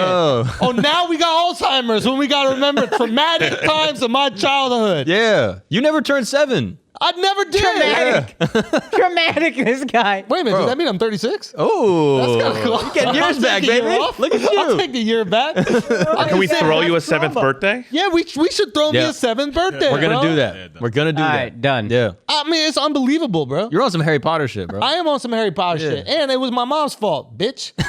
I don't blame my dad. My dad was probably fighting for me. Yeah. Well, my dad was probably out there like, nah, we shouldn't do it. We shouldn't celebrate Katrina's birthday. My mom was like, no, let's do it. Yeah. Make your You own know? reality. Yeah. We're making it. Yeah. All right, Mom, I know what you're up to, Mom. Try me. Disrespect your boy. Yeah, That's but- why whose birthday got forgotten this year? Oops. You know what I'm saying? My mom all upset. Yep. Let me Yeah, ask say you it, this. Mark. Say it. Well, I don't know where. Scoreboard. Scoreboard, mom. Scoreboard, Yeah. Mom. My mom got a scoreboard. February 23rd came around, not a single phone call. Oh, Oh my. that's just Tuesday. Yeah, it is just Tuesday. And the 27th came around, and she was a little Forgot upset. your mom's birthday, yo? Hey, You're hey, a piece bro. of shit. Oh, everyone's bro. got It is what Alzheimer's. it is. That's Fucking Alzheimer's, It bro. is what it is, That's bro. Alzheimer's. What It an is animal, what it dog. is. Hey, You're an listen. animal. Shit gets forgotten sometimes. It's Son. not like I was wishing happy birthday to someone else in her fucking presence. Son, I got locked under a staircase while they sung happy birthday. What, you Harry Potter? Yeah. Yeah, Letters flying in all the Maybe I time. didn't have a staircase in my apartment in New York, but still, it really colored up the story. Yeah. You know? So let me ask you this though. What? Where's Katrina now? I don't know. I hope Corona took her lungs. So she can't blow out her own candle? Yo, That's the last deep breath you took, bitch. Yeah. Yeah. Katrina's looking at you now, jealous. bro. Yeah, she probably is, bro. So all I gotta say is, you gotta understand the frustration that these people go through. All right, Alec Baldwin had you know a what's difficult funny? life. This started as I defend these guys. Hey, Yelling hey, at this hey, shit. whoa, And then- We're editing. And we're editing that. We're editing. You're the Skip Bayless of this podcast. Yo, you know what you are? Yo, you know what you are? You're a thoughtless little pig. That's what you are. How'd you say that to me, bro? How you forget your mom's birthday, bro? Yo, Nah. you want to know who a thoughtless little pig is? I'll tell you who a thoughtless little pig is. Go ahead. Mom would forget somebody's birthday. Yo, we gotta heal Andrew right now. I need to get healed. I think we got to call my mom. Call Ayanla. What's that bitch? Who's that? Fake healing bitch? Ayana Hirsi Ali, the one Muslim that hates Muslim. Who? Ayan Hirsi Ali. You talking about Mahershala Ali, the guy that was in Rami? No, Ayan Hirsi Ali or some shit. What? She like African, Ethiopian chick or something. Yo, you don't say. Yeah, you know. But yeah, she was just on Rogan. She hates, well, she don't hate Muslims. She's like a activist or some shit. Mark, what you eating, bro? I'm about to give you a happy birthday cupcake. Oh, wow, nah, dude. Those are those old ones that are full of like. Those are the wheat cookies? That shit been sitting there for a month and a half. Put that away. I'm gonna get birthday to you. Happy birthday to you. No, the mold. Happy birthday, dear Andrew. Happy birthday to you. Just Andrew and no one else. Shit, that Yo, was we're Pedo's throwing 7th you- birthday right Thank you. Yo, I'm gonna be honest with you guys. Thank you, man. Nah, that shit felt good. Now make a wish, you thoughtless little pig. We're doing a Disney World birthday for him when you're in Orlando. Yeah. Nah, we did that already. Yo, you know whose birthday it is this week? Who? AlexxMedia's. Oh, shit. Turning 38. Yeah. Turning 38. Fuck Stop outta dressing like the way you dress. here. God, man, you hate it. I am hating, bro. I am hating. I do not like it one bit. But all the colors go, so it is what it is. What did you say he looked like? I don't remember. Come on, Akash. How you gonna put him? I was like, setting him up. Oh, Met the Man in How High. That's what I said. shit. There we go. Classic movie. I'm There trying you to go. figure out what you look like. No money, no problems. They did the goggle Let's thing. go, Dove. No, Seth Green. Remember Dr. Evil's son when he put on the Dove, goggles he was too. going good, and then you kind of pivoted, son. He was going Can't hardly good. wait. Yes. Not people. Like, what other things does he look like that aren't human? Son. Oh, he looks like Powerline from a Goofy movie. What's that? Remember like the pop star in a Goofy movie? I love that you guys are just bombing right now. Just silent. I'm gonna come out, Yeah, I know, out of just nowhere. I'm bombing gonna right come out now, of nowhere. son. Right now, the vibe isn't right for it. Yeah. Because the defense is on. You got your yeah. balls up. You caught me during the Oh, yeah, you swung one at him, bro. That shit came out of nowhere. I was like, You were like one of Chris Hansen's victims. Yeah. You made him have a seat. They're Chris Hansen's victims. Yeah. Chris didn't know what to do, bro. He hasn't hung out with that many black people before. So you started clowning out his outfit, and he was like, "What's wrong? Ooh, he's dressed quite well. What are we doing?" Totally fine. There's nothing wrong with that. We're also referencing an interview that we don't know if is in the beginning of this episode. So you'll get to it eventually if it's not there. And if it is, you know what That we're was talking also about. how you started this episode, to be fair. I did? Yeah. Fuck. Might have to cut that shit. What's up, everybody? Welcome to Flagrant 2. All right, boom, bang, bing. What else we got, man? You see Stacey Dash apologizing for her. Man, fuck that bitch. Yo, Useless ass bitch. hate that shit. I know. Now you're trying to switch teams because you lost. Oh, no, I just hate girls that used to be hot that aren't, that still talk. That's still talking. Yeah. Those are annoying. Is that... Like when you're hot for a living and then you're no longer.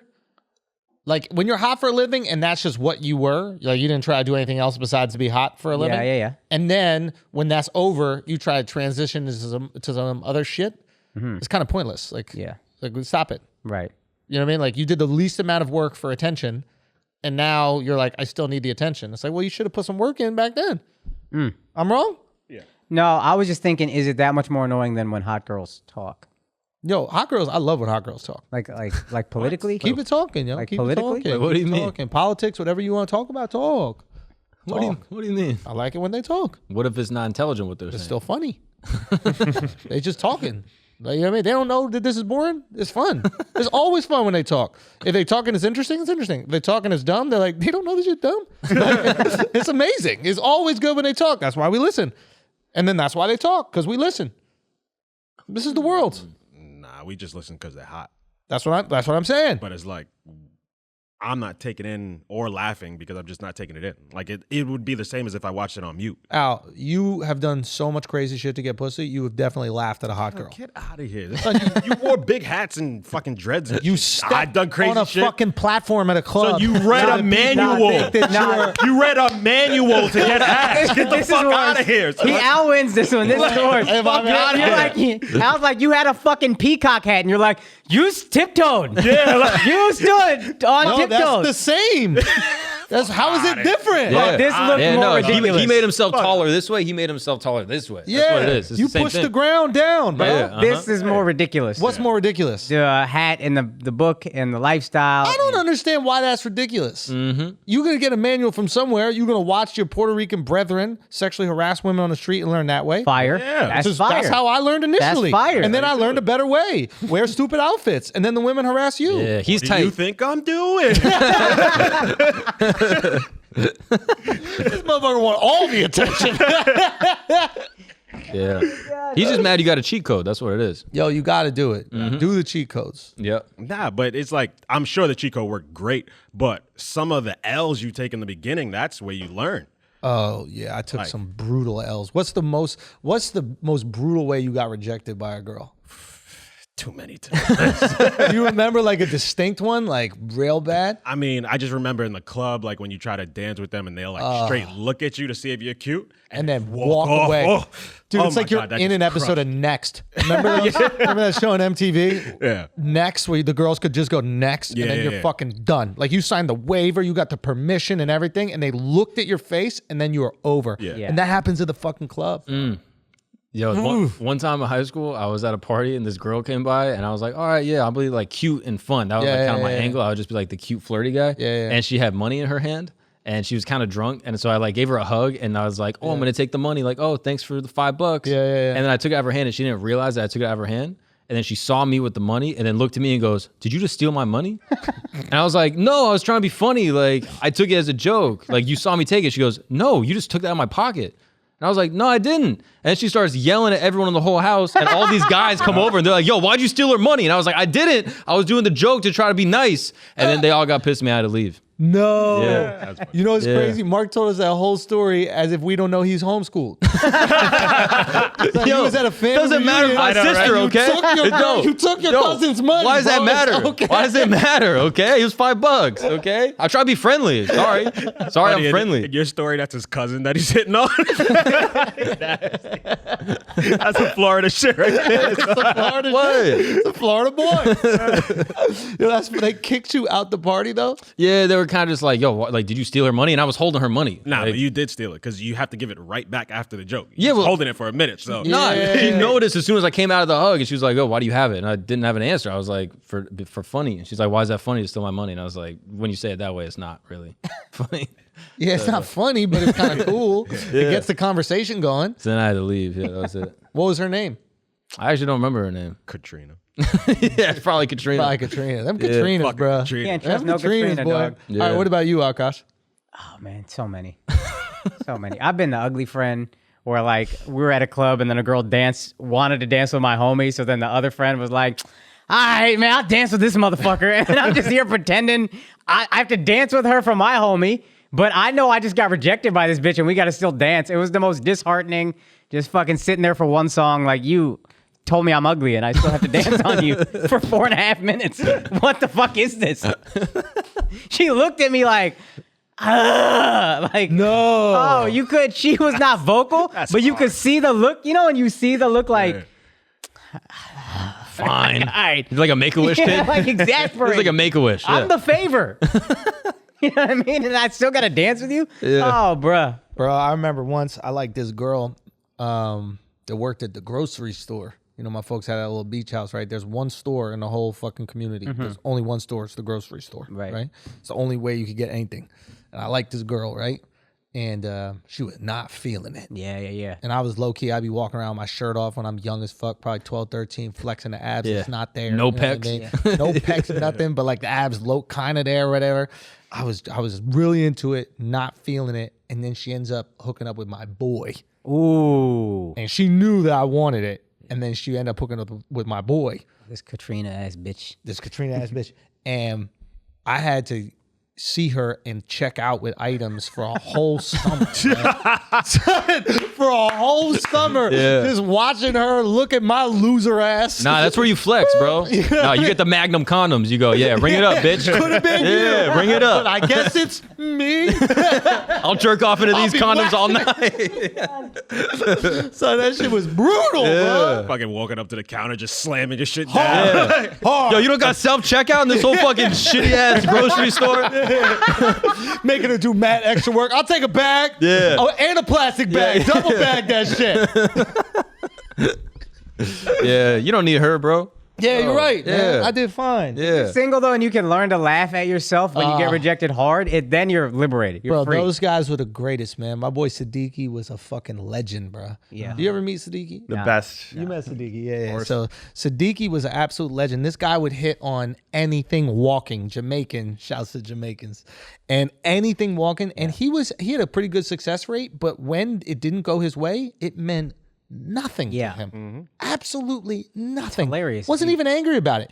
It would be more heartbreaking to him to not hit on the girl than get rejected. Like that would hurt his soul more. He'd be like, man, I should have fucking told He would stay awake at night. Bro, he would be rolling furious around. at me. Like I'm talking to him, like, man, why the fuck you need to finish that conversation? I should have got rejected by that girl and I feel better right now. But that guy had it down, man. You said some shit one time that I remember always. It's like the moment you are immune to rejection, you're a superhero. Superhero. That's what worked for me. Yeah. Yeah, double hit on anything, but he does it in the No, I think we hot. spoke about Anything this, hot, please. But anything hot. You have standards, but he does this thing that's so funny when he hits on girls. This is how he hits on every single girl. He goes like this, like they walk by or something like that, and he goes, hi. He puts his hand out like this, right? He goes like this. He goes, hi. It's Like, one of 1,000 methods that I This have. is always the move, like this.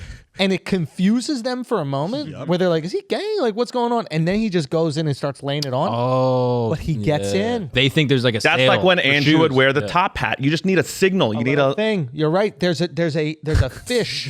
Gay at the top. I don't know. Two different That's things, two angles. dog. That's gay. That's Abraham Lincoln. I like to work. I like to work hard. I like to dig myself out of that. So you can't hit on black girls with a top hat. You know what I mean? Like that. Remember that this guy? That's why we can eat here together.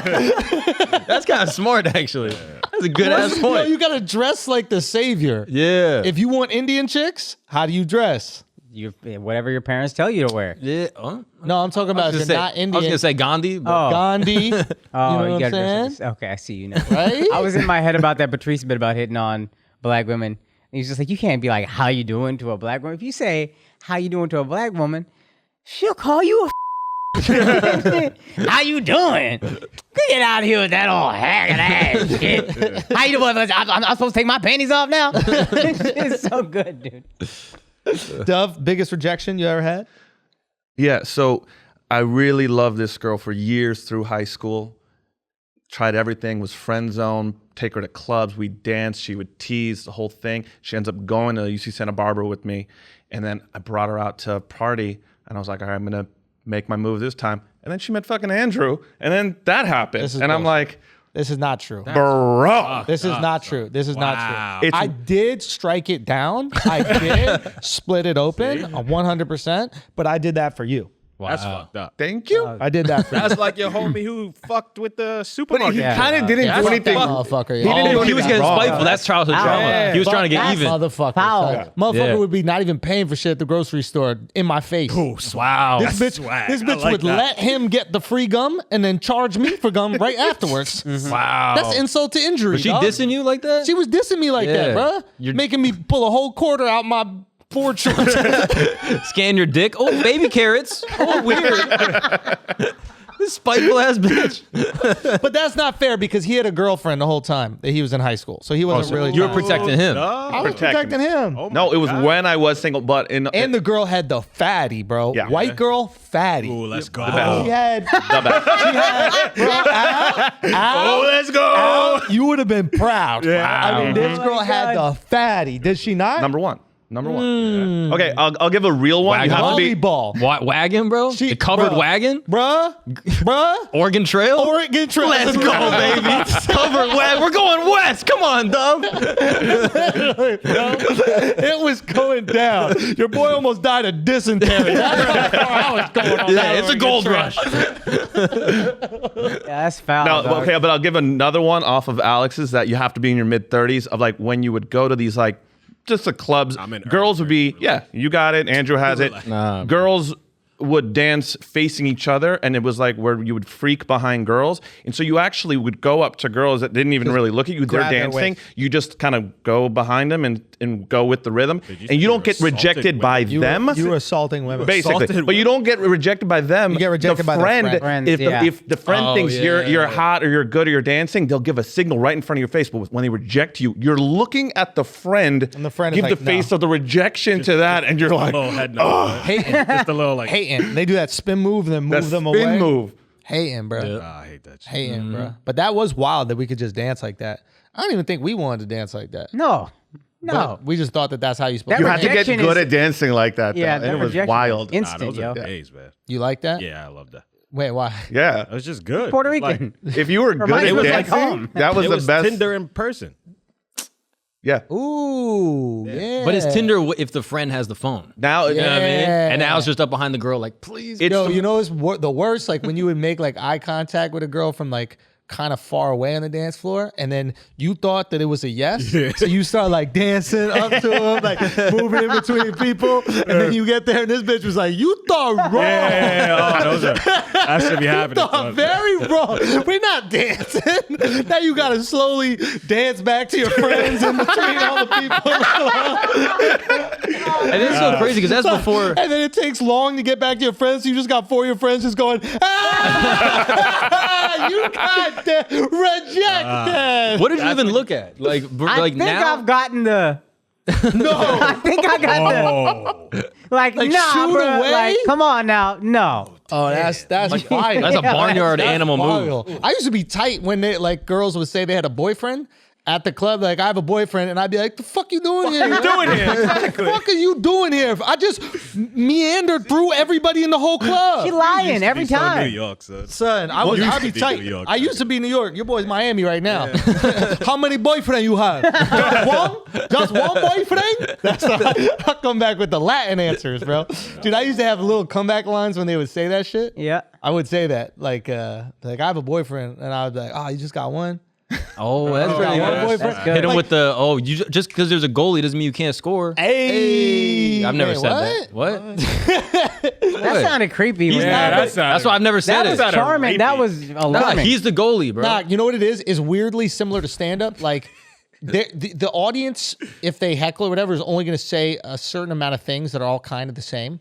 So, like, when you're getting rejected, girls are going to say the same things. Yeah. Like, "Oh, I can't talk," or "Oh, I got to go," or "I'm on my way to work." Or there's like 10 things that they're going to say universally. So you hear them enough, and then you eventually start to like develop pick-up lines. I remember like when we would ask people to come, beg people to come into comedy shows. Yeah. There'd be the same lines that they would say. I'm already a comedian. This guy's already. That was always the one. What's that? This guy's already a comedian. I'm already funny. I'm already a comedian. What would your line to that be? Go fuck yourself. different approach. That's effective. That's also good. I just found that answer so upsetting. That's the only one I remember. This will sound obvious. If a girl says I have a boyfriend, I literally would say me too, and I would play off of that. And See, I'm telling this you, guy- Bro, why are you every saying single me time. too, bro? trust Slide into me. the gay. Because if it was just a line, He goes gay. He look, goes gay you go every because a single lot of time. them, if they were bullshitting, you can figure out if they really had a boyfriend. It buys you more time if they actually react in a funny way to it. That's a fact. Okay, Yo, trust me. I feel like you would double down Just too hard. double though. You'd be down. Like, is he here? I'll suck his dick. Some of them are liars. I would love to fuck him. Is he around? I used to always ask if the boyfriend was Indian. And if he was, I would not do anything. This was like a rule I had. And if he wasn't, I was like, let's go. I don't give a fuck. And then I would tell them, I would say, I'm sure he can make you happy. I can make you and your parents happy. And that was my response every time. There's one like if it was during the day or something like that, and the girl would be like, "Oh, I can't talk. I'm going to work right now." And there'd be 2 ways that I would go about it. One, I'd be like, "Oh, you got a job?" Like that, because then they're like, "Wait, yeah, aren't you supposed to have a job?" Or or it was like, oh, come on, you're too pretty to have a job. Yeah. Oh, that's a good And then one. they just giggle. Yeah. But then you just have to follow them down the street. You know what's crazy? Is like that was completely normalized. Like just following a girl while talking to them, that was normal back then. Yeah. Up to like, how long do you think it was okay before you realized like, okay, this is probably 1/4 of a city block. 1/4 of a city block, not avenue, regular city block. 1/4 was reasonable. Hey, let me tell you something. You don't You do quarter to pussy. quarter? You pussy. Yo, yeah, quarter, yo, son. you get the full block. Yeah, at least. Yo, you get quarter to pussy, quarter, quarter of a block. Yeah. Yo, you lazy ass bitch. How you go? yo. It sounds so crazy. That's 2 numbers. Yeah. That's 2 Son, buildings. That's also a New York thing. Okay, it sounds so crazy, but here's the thing. In most cases, it was probably absolutely crazy. But you have to understand, for women in New York, it's so fucking difficult just to walk. It's not, now it's probably way different because people are on Tinder and like everybody's terrified. Like all these young kids are terrified to meet a girl in person. Yeah. But when that's the only way that you can meet girls you is in got. person, girls will get hit on all the time walking down the street. Like headphones were made to not get hit on. You know what I mean? Like when they started making headphones real small, girls were like, no. Like, give me the biggest headphones. Give me the Beats. Yeah. You know? Oh yeah. That was the best possible way to not get hit on. So there was a little bit of a knee-jerk reaction, I think, from girls. When you walked up, the knee-jerk reaction was, I don't want anybody talking to me. Yeah. And if you got past that, then maybe they were like, okay, I'm open to this. So it sounds weird to go, you got to kind of, use some charisma to get past that initial block. But I bet 90% of the guys that tried to do that were wrong. Yeah. But that was normal. Yeah. Completely It's back also then. New York though, because if you grew up in a place where people aren't walking, Yeah, like you just the wouldn't hit idea on them. of Yeah. following a girl that's walking, you'd only see her in like your neighborhood or some shit. Yeah. You're gonna like hound some chick in your neighborhood. Bro, but in sounds- New York, it's totally different. It sounds crazy describing it. But I cannot tell you how many numbers. Even if it was going well, she's still walking. So then you're just kind of walking together, and then you get her number the next block. But that sounds ridiculous. Like if a girl's moving in a direction and you're just going in that same direction, you're following a girl down the street. Yeah. But this was completely normal and would work. Isn't that nuts? Yep. I never did the train hit on. Did you? I never hit on a girl in an enclosed space because they don't have. In my mind, I'm like, they should have the free will to just do whatever the fuck they want. Like I'd never hit on a girl in a gym. I never hit on a girl like at work. I never hit on a girl in a place where they can't just leave. Right. Because my feeling is like, if we're just outside, we're walking down the street, or we're at like a bar, you just go to a different place, go to a different part Other of the bar. people around, like Yeah, whatever. But like going up to a girl in the subway or going up to a girl in a gym, now it's uncomfortable for her the fucking whole time in the gym. No, it's uncomfortable for you when you get rejected in the subway and then you just have to stay in that same fucking car. That's why I didn't do and it. soak in I that just gotta shit. sit in the car and That be was rejected. Worse. I don't get rejected, bro. I just continue doing some sort of like performance. Like I just singing mariachi music or something. I just I do breakdancing. You're like hanging on the pole. jumping on the poles and shit like that. Showtime! Ladies and gentlemen. No, but you're 100% right. Getting rejected and having to sit there in front of everybody is wild, bro. Yeah. That's why I'll never do one of them fucking what is it called? Cruise ship comedy shows, bro. Oh, bro. I heard a joke. I don't know whose joke it was. Maybe it was Ray Romano or something. He was telling me about bombing on a cruise ship. That like the hallways are so skinny on a cruise ship that people can't pass each other like this. They have to pass each other sliding by Oh face my to face. God. So he would bomb, right? And then have to walk by he would shimmy by the crowd nose to nose. Oh my God, dude. And just hearing that story, I'm like, I'll never perform a comedy on a ship ever. Oh, no. It's not worth it, bro. You gotta take that ship down with you. Yeah. If I'm bombing, we all sinking. Yo, that's the crazy thing though about your guys' generation growing up and hitting on girls without cell phones. Like nowadays, you could like go up to a girl. Son, we had cell phones, bro. We're not that old, bro. Nah, like an iPhone. What? No, iPhone. Not No, iPhone. bro. I No, had but a I'm cell saying phone. like Blackberry. a girl like rejects you. You look at your phone and you're like, oh yeah, I'm getting a text. Like you have a diversion. But like if you got rejected, you just had to like stand there. You talking about like, oh, you didn't have anything to look at. Yeah, like you just Like, go. what would we look at afterwards? Yeah. We look at our friends laughing at us. Yeah. That's why we had way thicker skin. Oh, okay. Okay, every time you got rejected, it was in front of your friends. Yeah. I don't think I even hit on girls outside of my friends being there. Yeah. Like, that'd be weird. Yeah. You're just gonna hit on a girl alone? I was alone the whole time. No, you just with your boys. Sometimes if the girl's bad, you would hit on her. Like, It if would it's be, bad. bruh, I don't know. I used to feel It was like- performance art. I used to get upset, like say if I'm with my friends and I missed the ass that walked by, because we all turned to look at the ass. It's like if I missed the chance to look at that ass, it's like I missed out on the day. See, I'd be all insecure that the other women that were walking the same direction down the street as the ass would see me turn around immediately. So what I would do is I'd walk like 2 steps after the ass, and then I'd act like I miss my friend. And I'd turn around, and then I go like that, and then I'd turn back, oh yeah, and I gotta go. Like I'd make up a whole fake story so the other women that I'd never see again in the real world wouldn't judge me for staring at the ass. The mosquito, bro. You try to They'd be slice like, what the That's fuck funny. is that? Oh shit, all right, that was cool. Nah, but it was that important. You couldn't miss the ass. You couldn't miss that. It's a great moment when every guy in a circle just stops talking when a hot girl walks by. Oh, yeah. It's the best. Bro, that would unite cultures, bro. Like an Yeah, ass walk yes, by. dog. There'd be some like Jamaican construction worker dude, some like Polish guy cleaning windows, and like me, and we'd all see the ass come in. All of us would be like, that's what we like. High fiving. Nice. God, man. It's good the culture changed. It's pretty good. Just telling these stories now is a little terrifying. Yeah. So it's good. Well, Dub never told us his rejection. Say what? He'd never told us Oh his yeah, best what was your rejection. rejection? For real. That wasn't your rejection, dude. Yeah, that's just Andrew then being a horrible in the friend. club, those moments He where didn't tell me he liked the girl. He had a girlfriend at the time, and he brought this He said thing he's around. single. You know, Nah, you know bro. Like this. I'm gonna trust your this memory. is when I became single, sophomore year. I was emotional. It was at the frat house. It was this. You came Dog, to the you party. knew. Hey, bro. He knew. Did he know? was it his lowest Hey, moment Felt it. too? And then you Lowest. just Hey, bro. stepped on it. I didn't step on it, bro. Don't bring the sheep around the lions. Don't bring the sheep around the lion. Okay, your boy was out there. She came through with it. Yeah, sipping on my Jew frat free alcohol You're that really he got upset for about 4 that. At a Jewish years. fraternity. really upset You did about it in it. his In a own home. Jewish fraternity. At a Jewish fraternity. Oh, that's Yeah, bro. Zion, bro. At the I was temple. hey, bro, I was there. I was there. That's swag. You I go to did their that party shit. and take their baddest joint. That's nice. She wasn't Jewish though. He did it for me back then. I did He it to protect you. To protect. Yeah. 100%. Can't be Jew- The fuck is this guy upset about? Yeah. Girl was out there. Not Set chosen. it up, bro. She had the spoiler on and everything, dog. Shit was beautiful. Dang. You were trying to mess with a goy like that, bro? Yeah, dude. on, dude. He's bad like that. All right, what else we got? This guy said the N word because he was on diabetes. What is it? He has some diabetes acting up, bro. Did you hear about this guy? This is Oh yeah, legendary, bro. yeah. Oh That yeah. shit is legendary. Oh yeah. So the guys who were doing the commentary on this like High school basketball? high school basketball game is girls, right? Yeah. I think so. Like, first of all, why is there even commentary on female basketball? You let alone high probably. school? But they're doing this game and their mics were hot, which anybody listening right now means their mics were left on. And they are kneeling for the anthem, and he just drops the N-bomb on them right there. Multiple times. Mad racist. Multiple times. Super racist. Yeah. And then he said, it was my diabetes. My diabetes was acting up.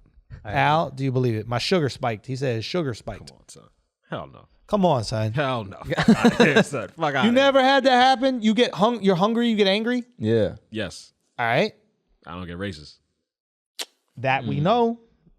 But imagine if you had to commentate women's high school basketball. You'd probably say some angry things. And your diabetes was acting. And your diabetes was acting up, bro. I didn't say I didn't get sexist. So, yeah. Why even pick that job? That's what I'm saying. Like, bruh. none of this makes sense, bro. Yeah. Like, if you don't like black people, you're probably not going to commentate on basketball, Maybe he feels like it's whiter because none of them can dunk. I guess. Oh. but that's still, throwback. isn't that weird? Yeah, I don't understand it at all. But going for the diabetes excuse might have been the most brilliant. Yeah, that's hilarious. Like, to me, what that is he's just going, I'm racist, yo. Like, I am racist. If What you say can you do? diabetes, I ain't nothing I can do about it because I can't get rid of this diabetes. So, diabetes not going anywhere. So neither of these N-bombs. You're gonna just stay away from me. Make sure my You sugar want me to don't stop spike. saying the N-bomb, feed me some chocolate. Yeah. Bro, you know who did stop saying the N-word? Who? You heard about Papa John? I was just gonna. Oh, yo. yeah. Hey, my man put in work, He dog. put in work. How many months to get it out of the? Was it 20 I months? think it was 18 months. 18 months to get the N-word out of his vocabulary. Uh-huh. I mean, that guy put in work. Yo, bro. he put in effort, man. Can we give him back the pizza spot? Nah, Still? nah, He Bro, put in come 18 on, months to yo. get rid of the N-word? son. So that's 18 months of N words that he was dropping. No, he was getting rid of it. Yeah, but if it took 18 months, that means he kept fucking up during those 18 months. He was weaning himself off. Yeah. Bro. It's like, one of those patches that I'm not going to You know say what the might be name of. racist? What did Papa John's give you in addition to pizza? Breadsticks. Garlic butter. Garlic butter. Who struggles with hypertension, racially speaking, more than any other group of people? Word, he's killing my people. Yo. Black people. That was a ploy. My man has been trying to get rid of y'all on the low. Who has the least papas? Yeah. Yo. He says, I'm going to Yo. be your papa, and then I'm going to kill you with garlic knots. Al. He love bombed you, Yeah. and then he love garlic bombed butter you. bombed you. We're saying he's Garlic fucked up. We're on your buttered you. side, Al. Oh my God, yo. Fuck that guy, man. All right, guys, we're going to take a break for a second because you need to step up your style a little bit, okay? And fellas especially, a watch is the really only acceptable form of jewelry. I mean, I have a necklace on right now that has a penguin on it, and even saying that, I feel uncomfortable. So a watch is the only acceptable form of male jewelry. I think Absolutely. universally accepted. Absolutely. It don't matter which community it is. Every single male community will go, yeah, you could do a watch. A watch is nice. 100%. That's the flex. Grown up flex. Grown up flex shows you got some shit going on. You're not using it to tell the time. You're using it to set a precedent. You're a grown ass man. And how you gonna do it? You're gonna do that with Vincero. Okay? Akaash, tell them about Vincero. Vincero watch is basically simply best watch for the money you can get. It's a quality watch that's not too expensive. Go to vincerocollective.com/flagrant. Okay, I'm gonna spell that because it's Italian-y. VINCERO, then collective, which is COLLECTIVE.com/flagrant. You're going to use the promo code flagrant and you're going to get 15% off applied on the entire order. Okay. They cover all shipping costs as well when you're using that promo code flagrant. I'm telling you, you're going to go look at these watches. They've got a really cool thing on the website where they can suggest watches that suit your actual style. So you can click on a picture that shows a type of style and you're like, oh, I kind of dress like that guy, or I kind of dress like this guy. I'm a business suit dude. I'm more of like a hype beast casual. Yep. And then they'll suggest watches that they believe go with those styles. Amazing. So it's really cool. Go there, check out the watches. I mean, check out the site, man. And I think that you're really going to like it. Okay. Vincero, VINCERO, collective.com/flagrant. Get that discount. Get your life together. Now let's get back to the show. Anyway, what else we got? Because we got to wrap this up. Oh, Netflix, yo. Oh, yeah. Netflix cracking down on them passwords, yo. Netflix not having it no more. Yo, I'm not with this, yo. But, okay, go. Because this is what bothers me the most is I know every other streaming platform is going to crack down too. Yeah. Now we all just got to pay for everything. We're going to pay more than we ever paid for cable. Yeah. But here's the thing. They knew that this was going to happen because eventually you run out of people who have TVs. Yes. So how do you increase subscribership if there's no more fucking TVs on the planet? Right? You either give TVs to poor people who can't afford Netflix anyway, or you cut down and sharing shit. And they could literally double their subscriptions. I mean, think of how many people are using their friend's Netflix and they ain't going to give up Netflix. No. I guarantee you if they cut down that sharing shit, they double the number of people that are subscribed. I don't even know what my queue is. Like, my queue is, if so many people have my password, I'm just like, how the fuck did this get it? So many times I'll see a movie or do you want to keep watching? And I'm like, any number of people could be watching this shit. I got no clue. I gave it to everybody. No, you bugging. You got to create the other profiles so they don't fuck up your. I already have 4, dog. I'm maxed out on profiles. But they're great drug dealers. They gave the product out for free. Gave it out. Now you Get need it. hooked, and now pulling it away. 100%. And you going to pay that $15? And they keep whatever? going up in price. I think they're up to like almost $17. Yeah, I was paying 18 or something. That's going up. But in our lifetime, that's going to be $50. No, not even a lifetime. In the next 10 years, it will be $50. Yeah. And it sucks because I had just said, I'm like, yo, if they go above 20, I'm cutting it and I'm using somebody else's password. And now they just fucking. Son, don't you remember saying that about movie tickets? I remember I was like, yo, once movie ticket, I might have said this. If movie tickets go over $10, I'm not going no more. Maybe it was either 10. I think it was 10. Movie tickets go over $10, I'm not going anywhere. That shit is at what, 15? This is how I know I'm old because I remember movie tickets being $3.25 and I bringing that shit up. We sound like and our that's parents. Yeah, that's what that's what I've already. I remember movie tickets being a quarter, and you'd be I like, got "All a right, you old Snickers bitch." for a dime. Yeah. You know? I'm doing that same shit now. I remember $3.25 movies. Son, I never had this because we're from New York, but like probably where you're from, little country bumpkin ass, that you could go to a matinee. Oh, yeah.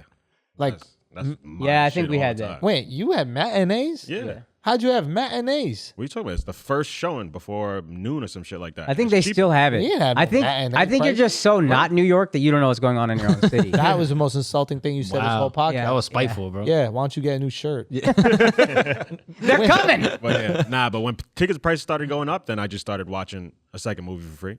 That was my way of getting back at So them. my mom taught me about that. Movie hopping? My mom taught me how to movie hop, and I was such a fucking square that I was like, Mom, I don't think we should do this. This is like really wrong. Like I had to tell her that we can't do it. She snuck us into a fucking movie, man. It was amazing. She's like, take your top hat off, you idiot. We're going to see Star Wars. Fire. Bro, it was unbelievable. Ballsy ass. And the fucking hot dogs got like to $10. I just started bringing in my own meals and shit like that. I would come in with like whole ass Tupperware. Chinese food, chopsticks, the whole nine. I would go in. I went to a movie with Robbie and Casey, and just Casey had every dog. She opened up her purse, just had full ass meals for everybody. Oh, you got it. Was incredible. It was incredible. Here's Shouts the to thing: I Casey. can't eat a meal in the dark. What do you mean? I don't eat in the dark. That's the I feel you gayest on that. shit I you've ever said. refuse. The screen eating is in bright the enough dark. that you could see. Really? Yeah. I like the reason I like the popcorn. The reason I like the snacks and that kind of stuff is that it's just. I know this is going to sound absolutely retarded, but I don't have to look at it. I know what it tastes like. I know if I'm eating a burger, I know what it tastes like, but I like to see what the bite is. You know, if You're a I'm visual eater. a little bit like if I'm eating like some chicken and broccoli, like I put the fork in. I don't know if I got chicken. I don't know if I got broccoli. I want to know what it is before it hits my fucking mouth. With popcorn, I know it's popcorn. Hits my mouth. I do not like eating in the dark. That's valid. I What about hate a it. restaurant with low lighting? I'm kind of like my pops. My pops would make the whole restaurant turn the light up. What do you mean? Yeah. When he got old, he'd be like, "Oh, it's so dark, you can't see anything in here. Can you turn it on?" No, we got iPick with the restaurant movie. But theater. that is a Jew thing too. What do you mean? Just like making everybody else uncomfortable for your pleasure. No, but like that is a Jewish thing. It's a Jewish New York thing to like ask the restaurant to change certain things about the restaurant when you're in there. Mm-hmm.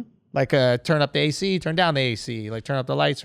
My dad is 100%. Wow. He grew up in the Upper East Side of Manhattan. It's gonna rub off a little. But he would ask, he would tell the restaurant to must be turn up the lights. Say what? It must be nice. If y'all would tip a little bit, maybe you could do that kind of shit. No, I overcompensate. I know, but your people. Well, don't. that's why he's wearing this jacket, bro, so he can see his food when he goes in the dark restaurant. Like, finally. But yeah, you would never ask them to do that. No, I've never asked for an adjustment. Yeah, I would never do that. It's That'd like be it's their establishment. I'm coming to your house and I'm going to ask you to change some shit. Let me turn the light on a little bit so we can see what's going on over here. Well, I mean, I've never been to a restaurant that was that low that it bothered me. Like the light was that low. Like, remember we went to Poppy Steak? Yeah. My dad would, he'd be like, it's kind of loud. Like, the guy from the fucking Gypsy Kings was singing. He'd be like, do we need to do like this? No, I relate to that. House. No, I'm with that. 100% I'm with that. Yeah. That's where you I can't even hear myself think. I be saying shit like that all the time. Does it have to be so loud? Son, my dad would say that line. I can't even hear myself think. I know. That's all. Andrew and I sat next to two people yesterday that were chopping up with the bartender from high. Boston. All of Too this. much. Too much. They ended up walking out because they wouldn't make adjustments on their like omelet. Oh, yeah. They wanted to ingredient. make an adjustment on the omelet. The restaurant wouldn't do it. They left. That's great. Wait, after they got the bless. omelet? No.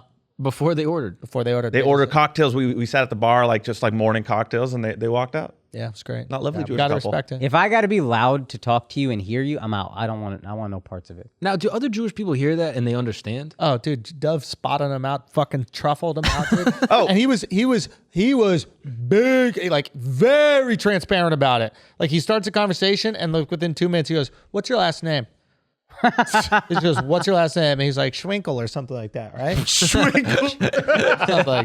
Something like that. It was actually close. So it was something like Schwinkle, and then he was like, yeah, Jews, da, da, da, da, and they did their little thing, and he had his like Jewish necklace, and then the wife goes, yeah, I'm actually not Jewish, you know, and then Dove could not have been less interested in continuing that conversation. Didn't look at her. No, do you know what? I just kept looking at him. Yeah.